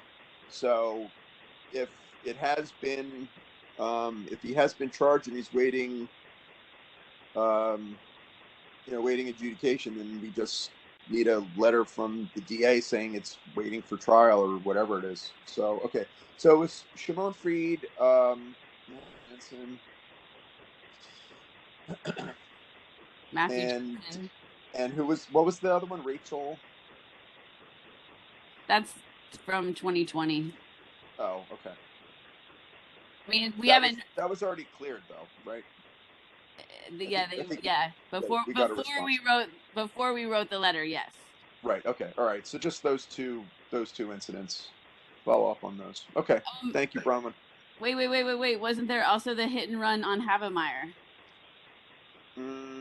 Of the trash, the private. Private yes, parting. yes. Oh my God, how could I forget? I work right there. I forget that guy's name. That's terrible. I'll look it up. Havemeyer fatality. Yeah. Thank you. Thank you, Ryan. Okay. Yeah. So we'll follow up with the Highway Patrol or DA's office to see what's going on with those. Any Kevin had something. Kevin, old business. Anybody else from the committee for old business? No? Okay. Kevin? Thanks, Eric. I'm still getting feedback. Simon, can Simon Yeah, mute? it's Simon. Gary, Simon! can you mute Simon? Mute, please. Thanks. That's better.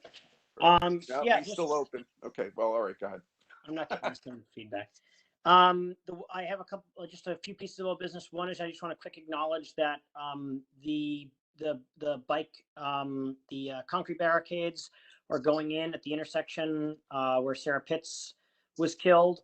Riders, I was speaking with friends at Riders for Rights, which was the group that she was involved with when she was hit and killed in that intersection there. And those barricades, if they're not in right now, they should be going in very, very soon.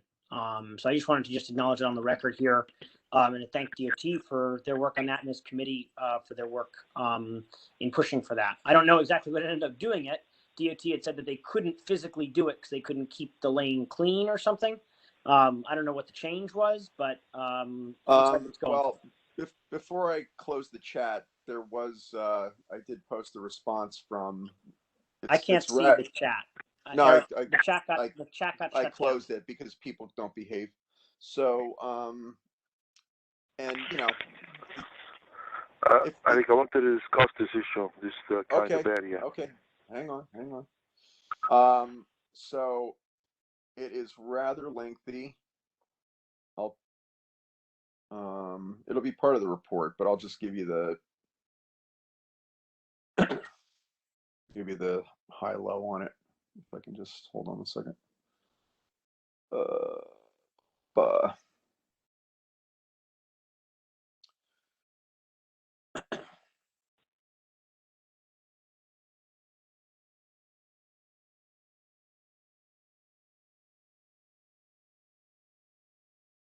Okay, so it's just about it's an important artery, blah blah blah, and then quoting now, the original bike lane was against the curb between Williamsburg Street West and Williamsburg Street East, and incorporated a buffer between the cyclists and moving vehicles, but the block between Williamsburg Street East and Penn Street did not.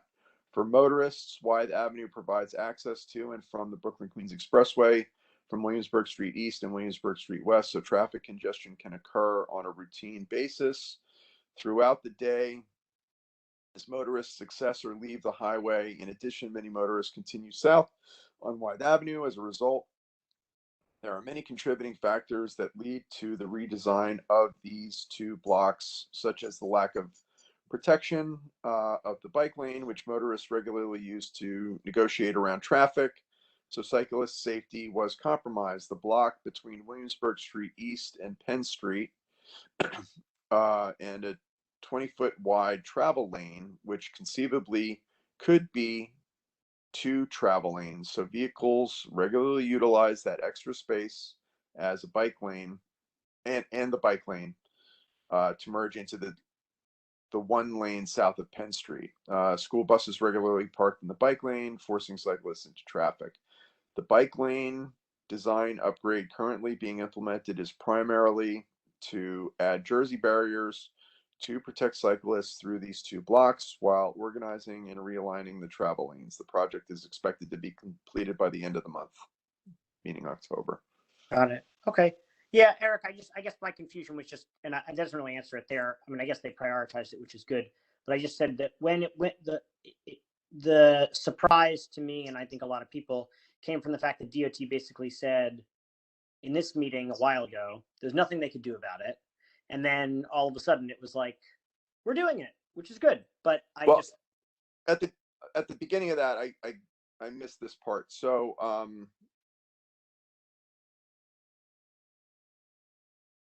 in response to a letter, this is the first paragraph. In response to a letter from CB1 requesting a safety study, DOT reevaluated the existing bike lane design of the 2-block stretch between Williamsburg Street West and Penn Street. So, and then everything else I read. So, okay. All right. I don't know if Simon wanted to say anything on this, but I just had a few other pieces of old business. Simon, I'll mute myself. Yeah, let's Simon. Yeah. Okay. I would like to discuss this. First of all, if it just for the record, we requested like a specific light or something from DOT, and they denied that. But the barrier is basically a safety so the cars can't veer into the bike lane, and they can't park on that. But that's. So I would like to discuss this implementation. So they repainted the street under the highway on White Avenue. So if you can visualize the situation, it's 2 lanes going down White Avenue. 1 lane goes straight into White. The other lane makes a left onto Williamsburg Street East. Now, till before this project was being implemented, there was a small, on the left side of the street, there was a small buffer that when the cars had to make the left from White onto Williamsburg East, they couldn't make the left right from the curb. They had to at 5 or 6 feet. There was a small painted, I don't know what they call it. So the cars couldn't make the left from the curb. Now what they did, they took away that painted build out, and the lane is right at the curbside. So it basically puts the pedestrians that cross over a White Avenue from one side to the other in a danger. And I've gotten many complaints, people have been hit by cars even before they took away this this painted lane. Now that they took it away, it's going to be a even more dangerous situation. So I did write a letter to the DOT, and I did CC the chair, Eric, on what the complaint about this.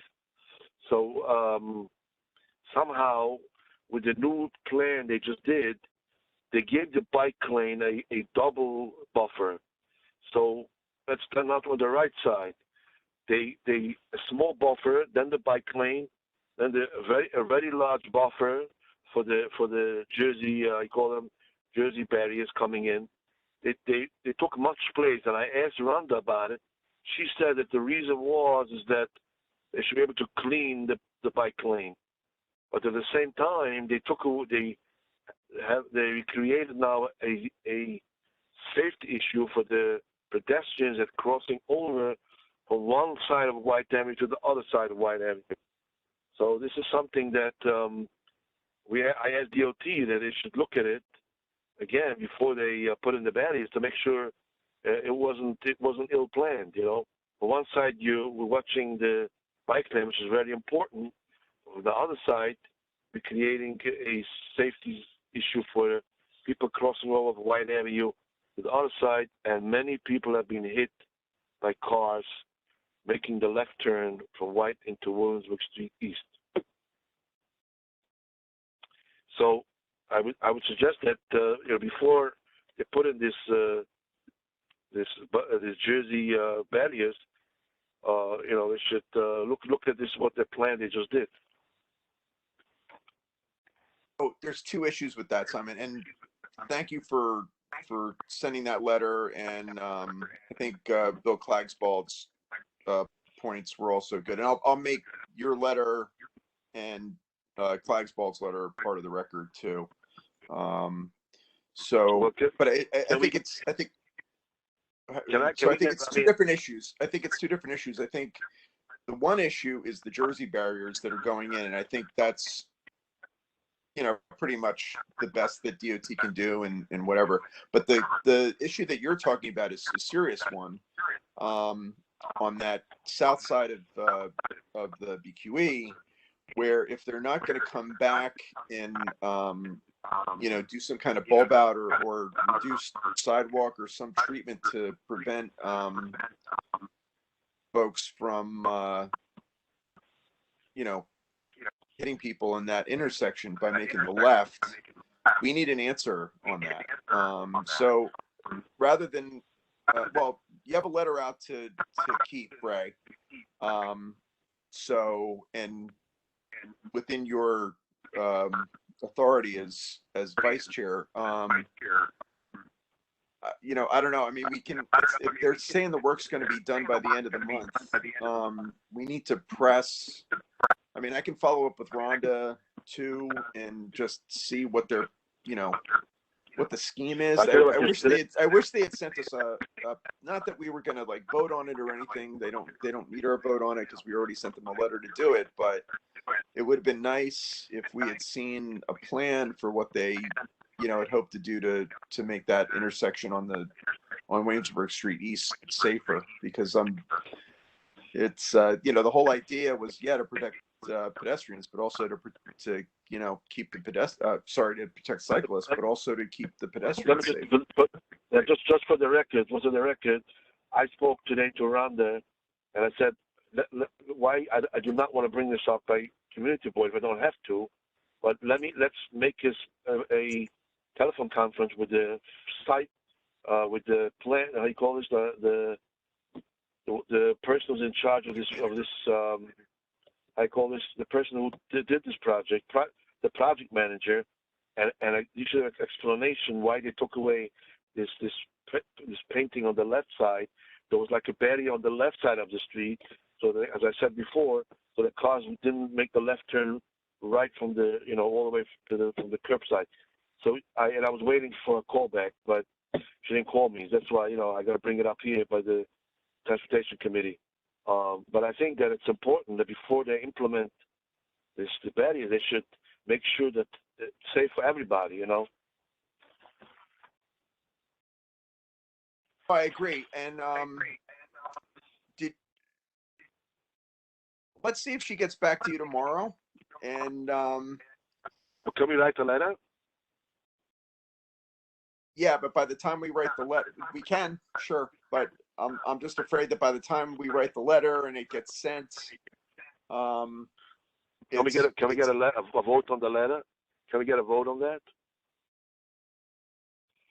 Sure. I mean, we can, but what I'm saying, Simon, is since you as vice chair have already sent a letter to Keith demanding an answer on this.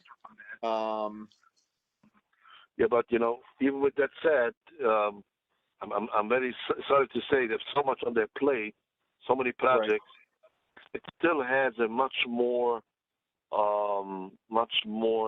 Again, let me explain what I'm have to say. There's still enough space. There is still enough space because what they did here. You look at the new painting. It's very interesting. They made between the bike lane and the curbside on the right side. They made a space. You know what I'm saying? They made a space the bike lane, a huge painting for the barrier to come down. And when I asked Rhonda about it, oh well, we need to have so much space that the cleaning should be able to pass through the bike lane. And this is just a one-way bike lane, and you're taking so much space away. That's the issue here. You know what I'm saying? That's what happened here. And so what they did now, they took away the buffer on the left side, so that created a problem now. So again, we're still going to keep the Jersey buffer, Jersey. They call them the Jersey. Those. You call those cement? What do you call those? Yeah, Jersey barriers. Jersey barriers, right. But it took up so much space. I don't know how other intersections work, how other bike lanes work. And they take so much space, but this, for the cleaning, I don't know how they clean other bike lanes. I mean, I was in Europe and I saw that there were other bike lanes, and there's a very special truck, a very narrow truck, cleaning truck, very narrow, and they were cleaning the very narrow bike lanes. In New York, actually, Antonio Reynoso is actually working on, because he's still chair of the sanitation committee. He's been trying to get a pilot together to buy some of those smaller brush trucks that can do that, particularly around Grant Street, which we're not going to get into tonight. But anyway, so Antonio's working on that. So I don't. So Simon, I don't care. Like, we can do a letter, but what I'm saying is, in the bureaucracy. So we're going to ask for a letter tonight. It's going to go to the full board on Tuesday next, and then by the time the letter gets there, they're going to be done. So I think we can do that if you want. I'm not opposed to it. I think it's a good idea to just maybe have it, but practically, it's going to take you and the rest of us nudging them to get that phone meeting. So anyway, I'm not telling you not to make a motion. Make a motion. Okay, I make a motion to send a letter to DOT that they should try to reinstate the buffer on the left side so that it doesn't create a safety issue for the pedestrians that are crossing over from one side of White to the other. Okay, hang on. Letter to DOT to address safety concerns on letter to DOT to address safety concerns to reinstate bulb out.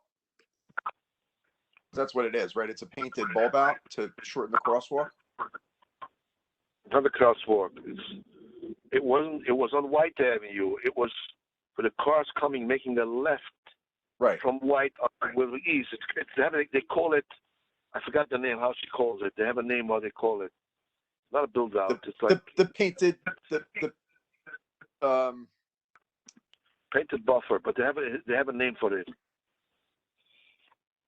Yeah, it's bulb out extra. So it's what the hell? It's extra. It was like they explained to me, extra width of a street. They painted, but it's right. They call it build out. It has a special name for it, whatever it's called. Is this a curb extension? Yes. Thank you, Ryan. Well, that's right. It's a painted curb extension. Painted curb. Be, yeah, curb on extension. Extension. Hang on. Extension. Letter to DOT to address safety concerns to reinstate painted curb extension across. Oh no. At Pittsburgh Street East and Wythe Avenue. So this extension was on the whole block of White. It was on the whole strip from Waverly East to West. It was on the whole strip. It was like painted like a few feet of curb. It was built out like it was like not built out. It was like painted so that the traffic was making a left. Yeah. So it was not Windsburg East. It's a White Avenue. That's the way it was. Now they removed that. No, that's just the intersection, Simon. Wow. Okay. So, because they'll need an interstate. But I'm looking at the old. I mean, I don't know how old this picture is, but it's. Eric, if I could add, because I just looked at Google Maps, it's not really a curb extension. It's like a yellow diagonal paint thing all along the sidewalk. Right. I mean the curbside. You mean? I don't know if you can see this at all. So that's it right there. So.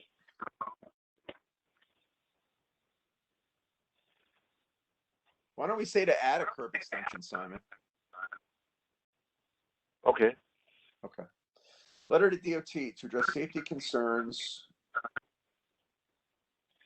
by adding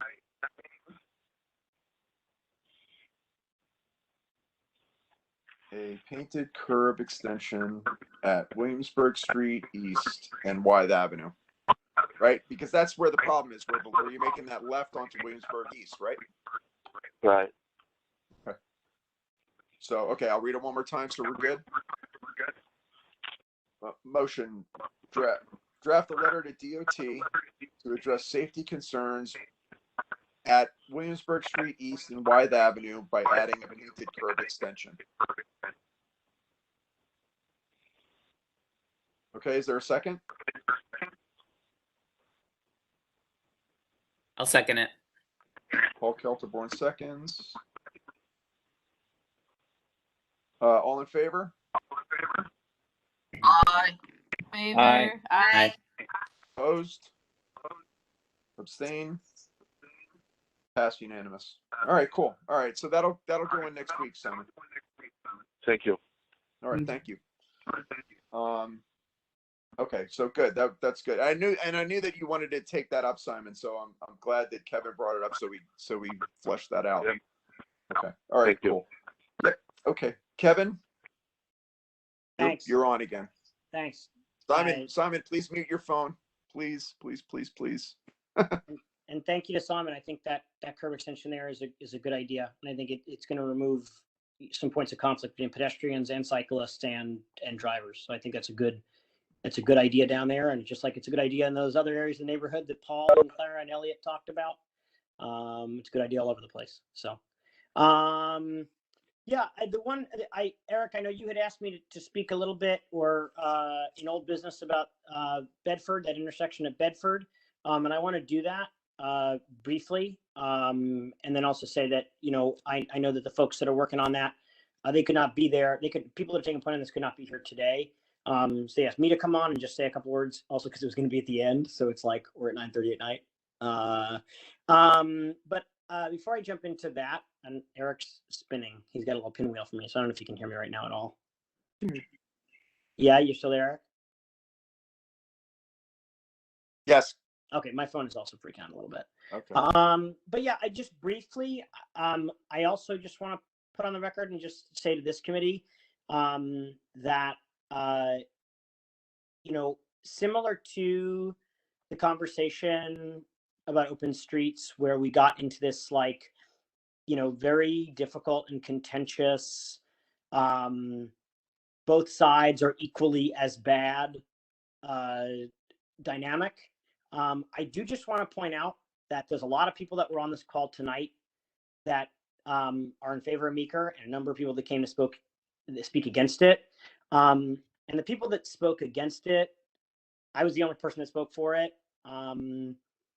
I was interrupted twice by people unmuting their mics. The chat was pretty gross. Bronwyn, when she was giving her presentation, was called a liar. And they said that the folks said that Matt Jensen was killed. It was his own fault because he was jaywalking, which there's no evidence of.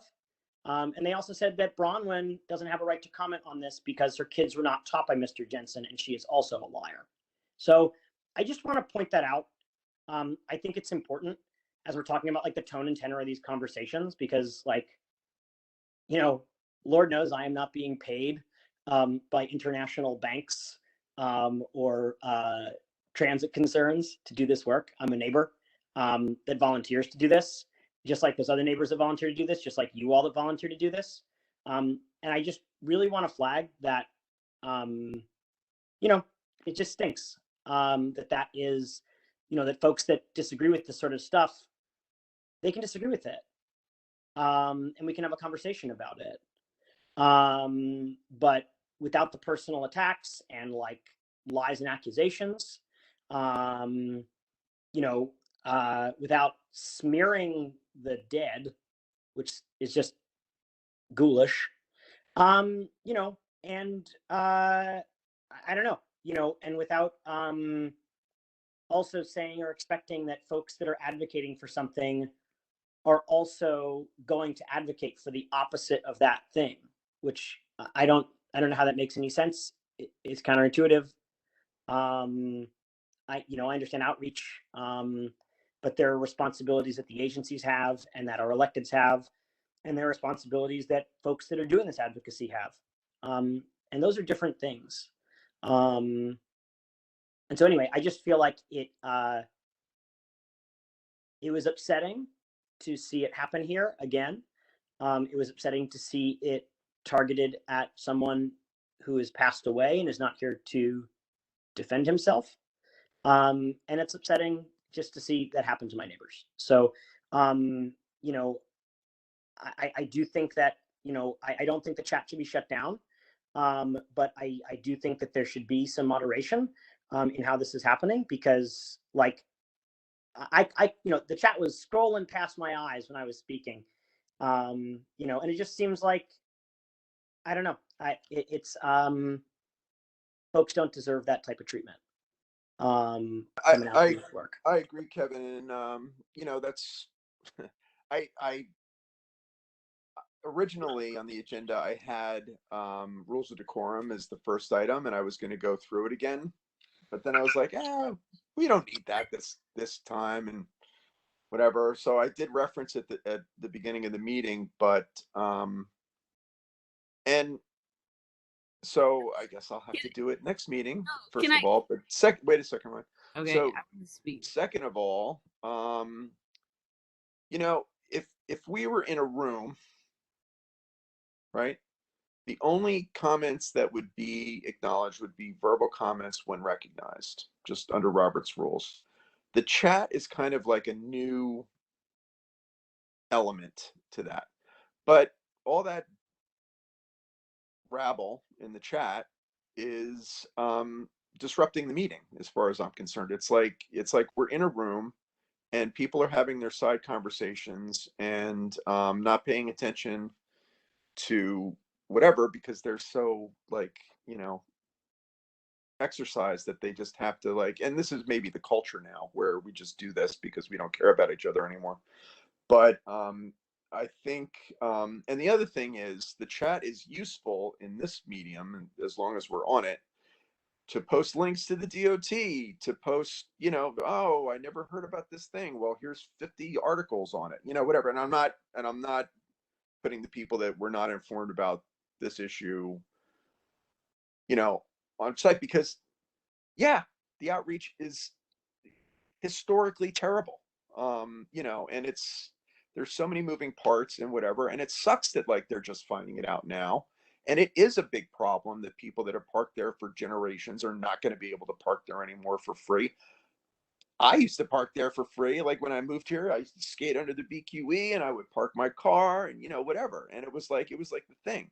But now we're in this new reality with high rises and 20 million new people in the neighborhood, and restaurant sheds and no parking and whatever. And it sucks, so just say that out loud. So in the future, I am going to try to figure out how the chat is going to go. We might have to go back to where only committee members can post in the chat. And that's fine with me because, like I said, imagine you're in a room and, you have 50 people whispering in the background or whatever. It's not how it works. You would be ejected from the room.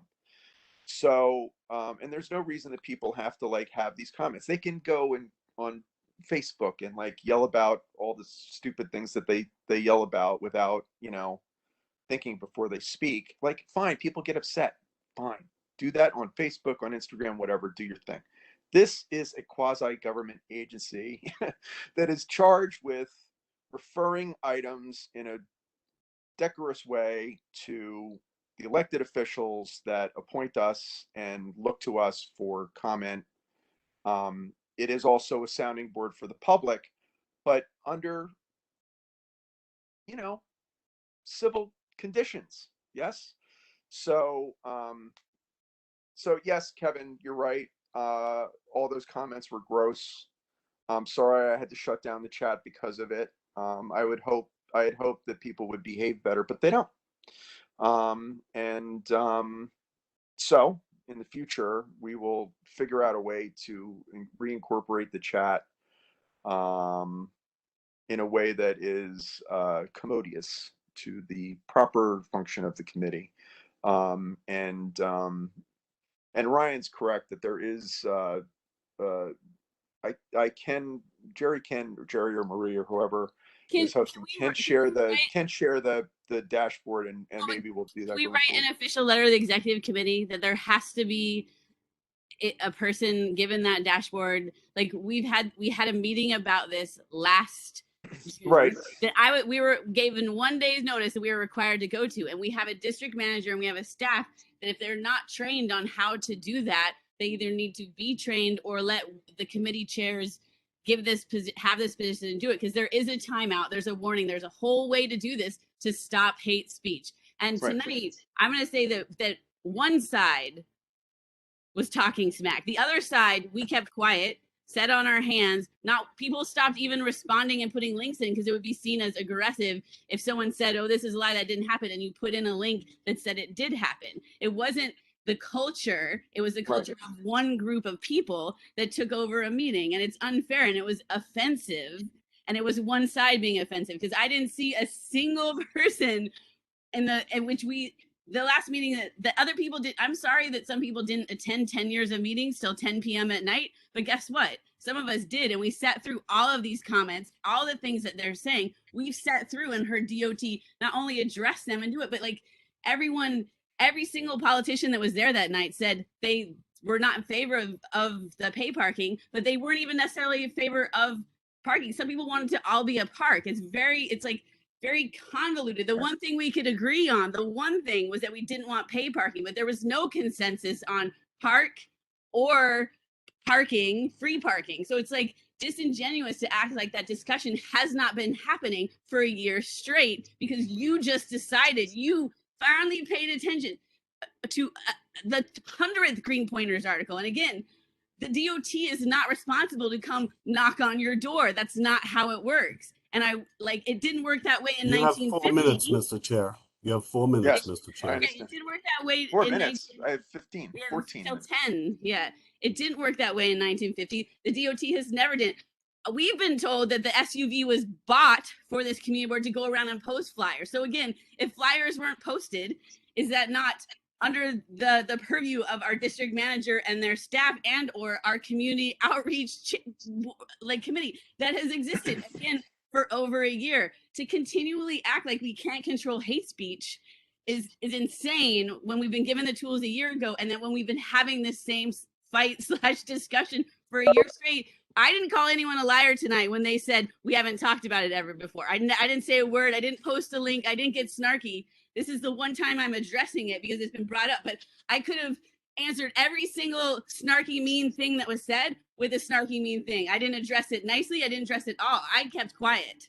I'm not part of the culture of ugliness, and I don't like being lumped in like everyone here at the meeting was that. There was a lot of us here that kept quiet and respectful and let people speak, even if we didn't think they were saying the truth.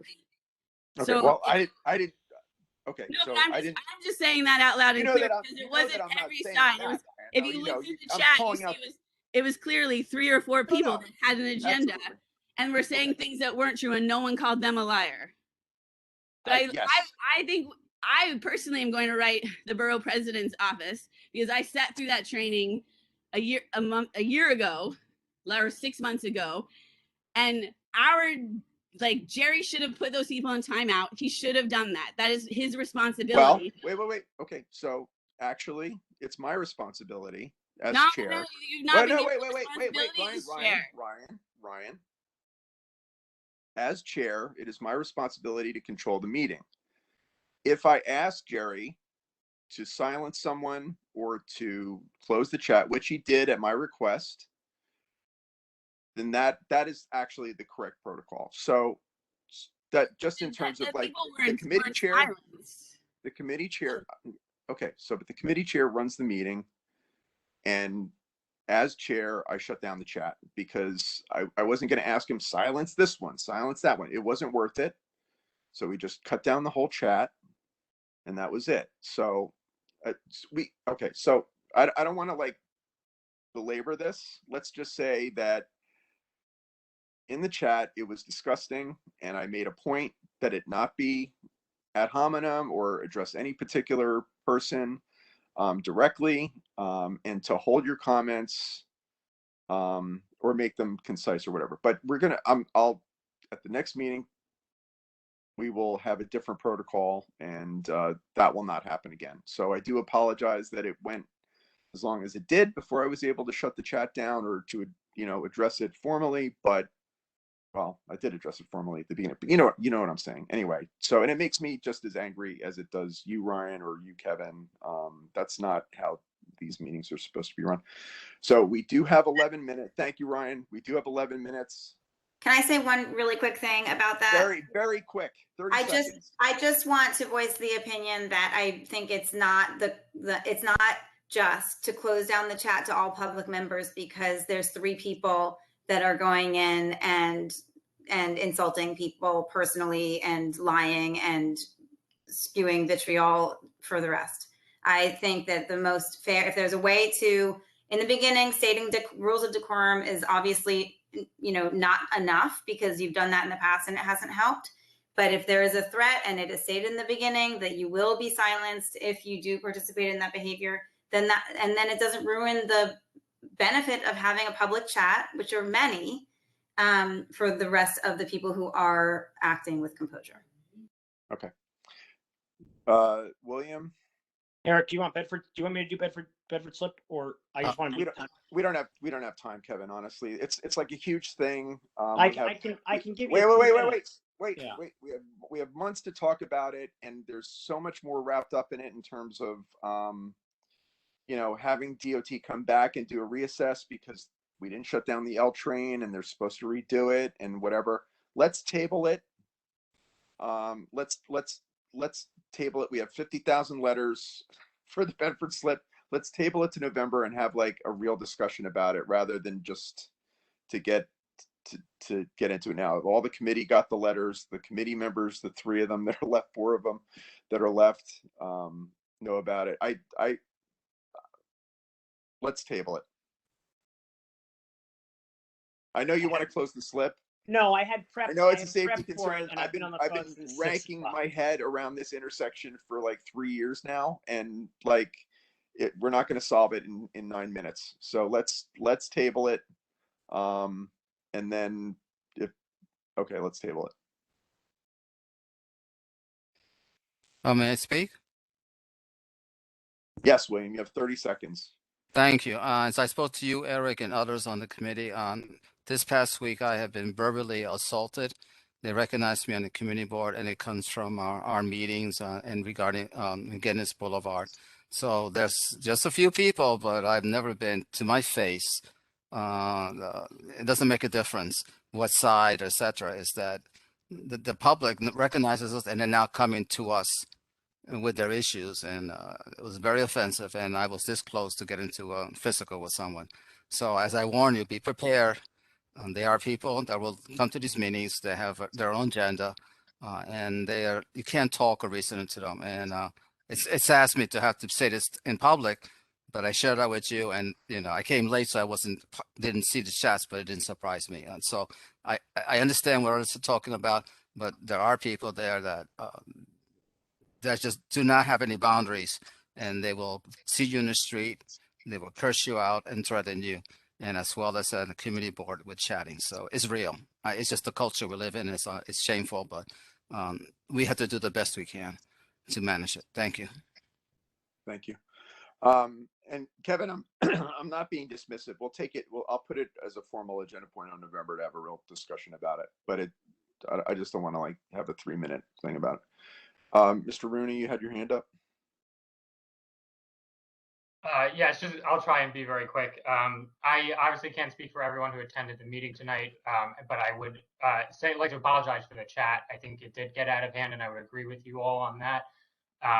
Yeah, some of the things that were said were inappropriate. I would attribute most of that to 1 or 2 people who were very upset. And the intention of people coming to the meeting today and voicing their opinions was not to upset you guys. I think a lot of their points were misconstrued, like in their heat of their anger. They hoped to express why they were upset, not to upset you guys, and I think you saw that people were very much upset by the lack of outreach. Unfortunately, not being familiar with the format of this, definitely many of them did not make their point and instead just upset you guys. And that's not appropriate.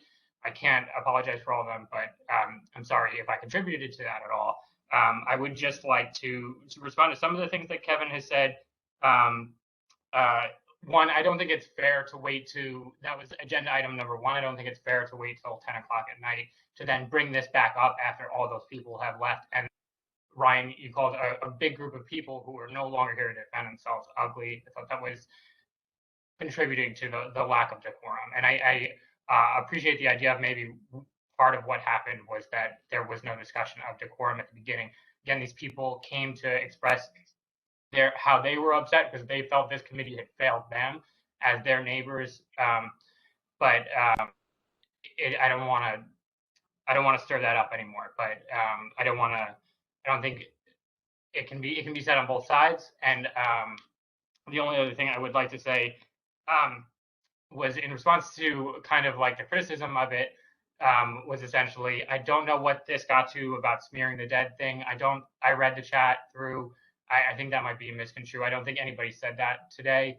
And it certainly wasn't the point of what people were asking for. People were asking for outreach and help with the meters that were impacting them individually. Saying Matt Jensen's death is his own fault for jaywalking is smearing. Right. Okay. So. There's an article out on Gizmo.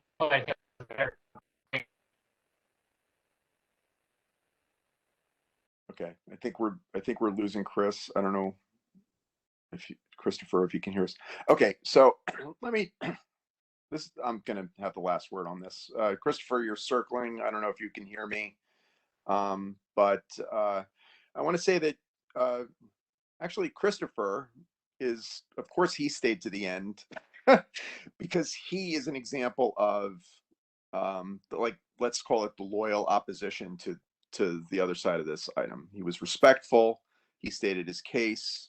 He was not blowing things up in the chat and behaved as everyone of the public should behave, or all the committee members should behave, with respect to one another and whatever.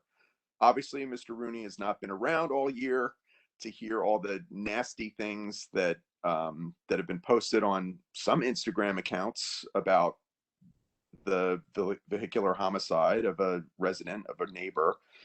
And so when it does come up in the chat, it's code for smearing the dead, which is just disgusting, really. But anyway, so, and when I say the culture, I mean the culture of trolling, the culture of etc. So Ryan, that's what I meant by that. And so I'm really sorry that Mr. Rooney is like circling over there, but I hope he can hear me, because I want to like use him as an example for like how people that have differences should comport themselves.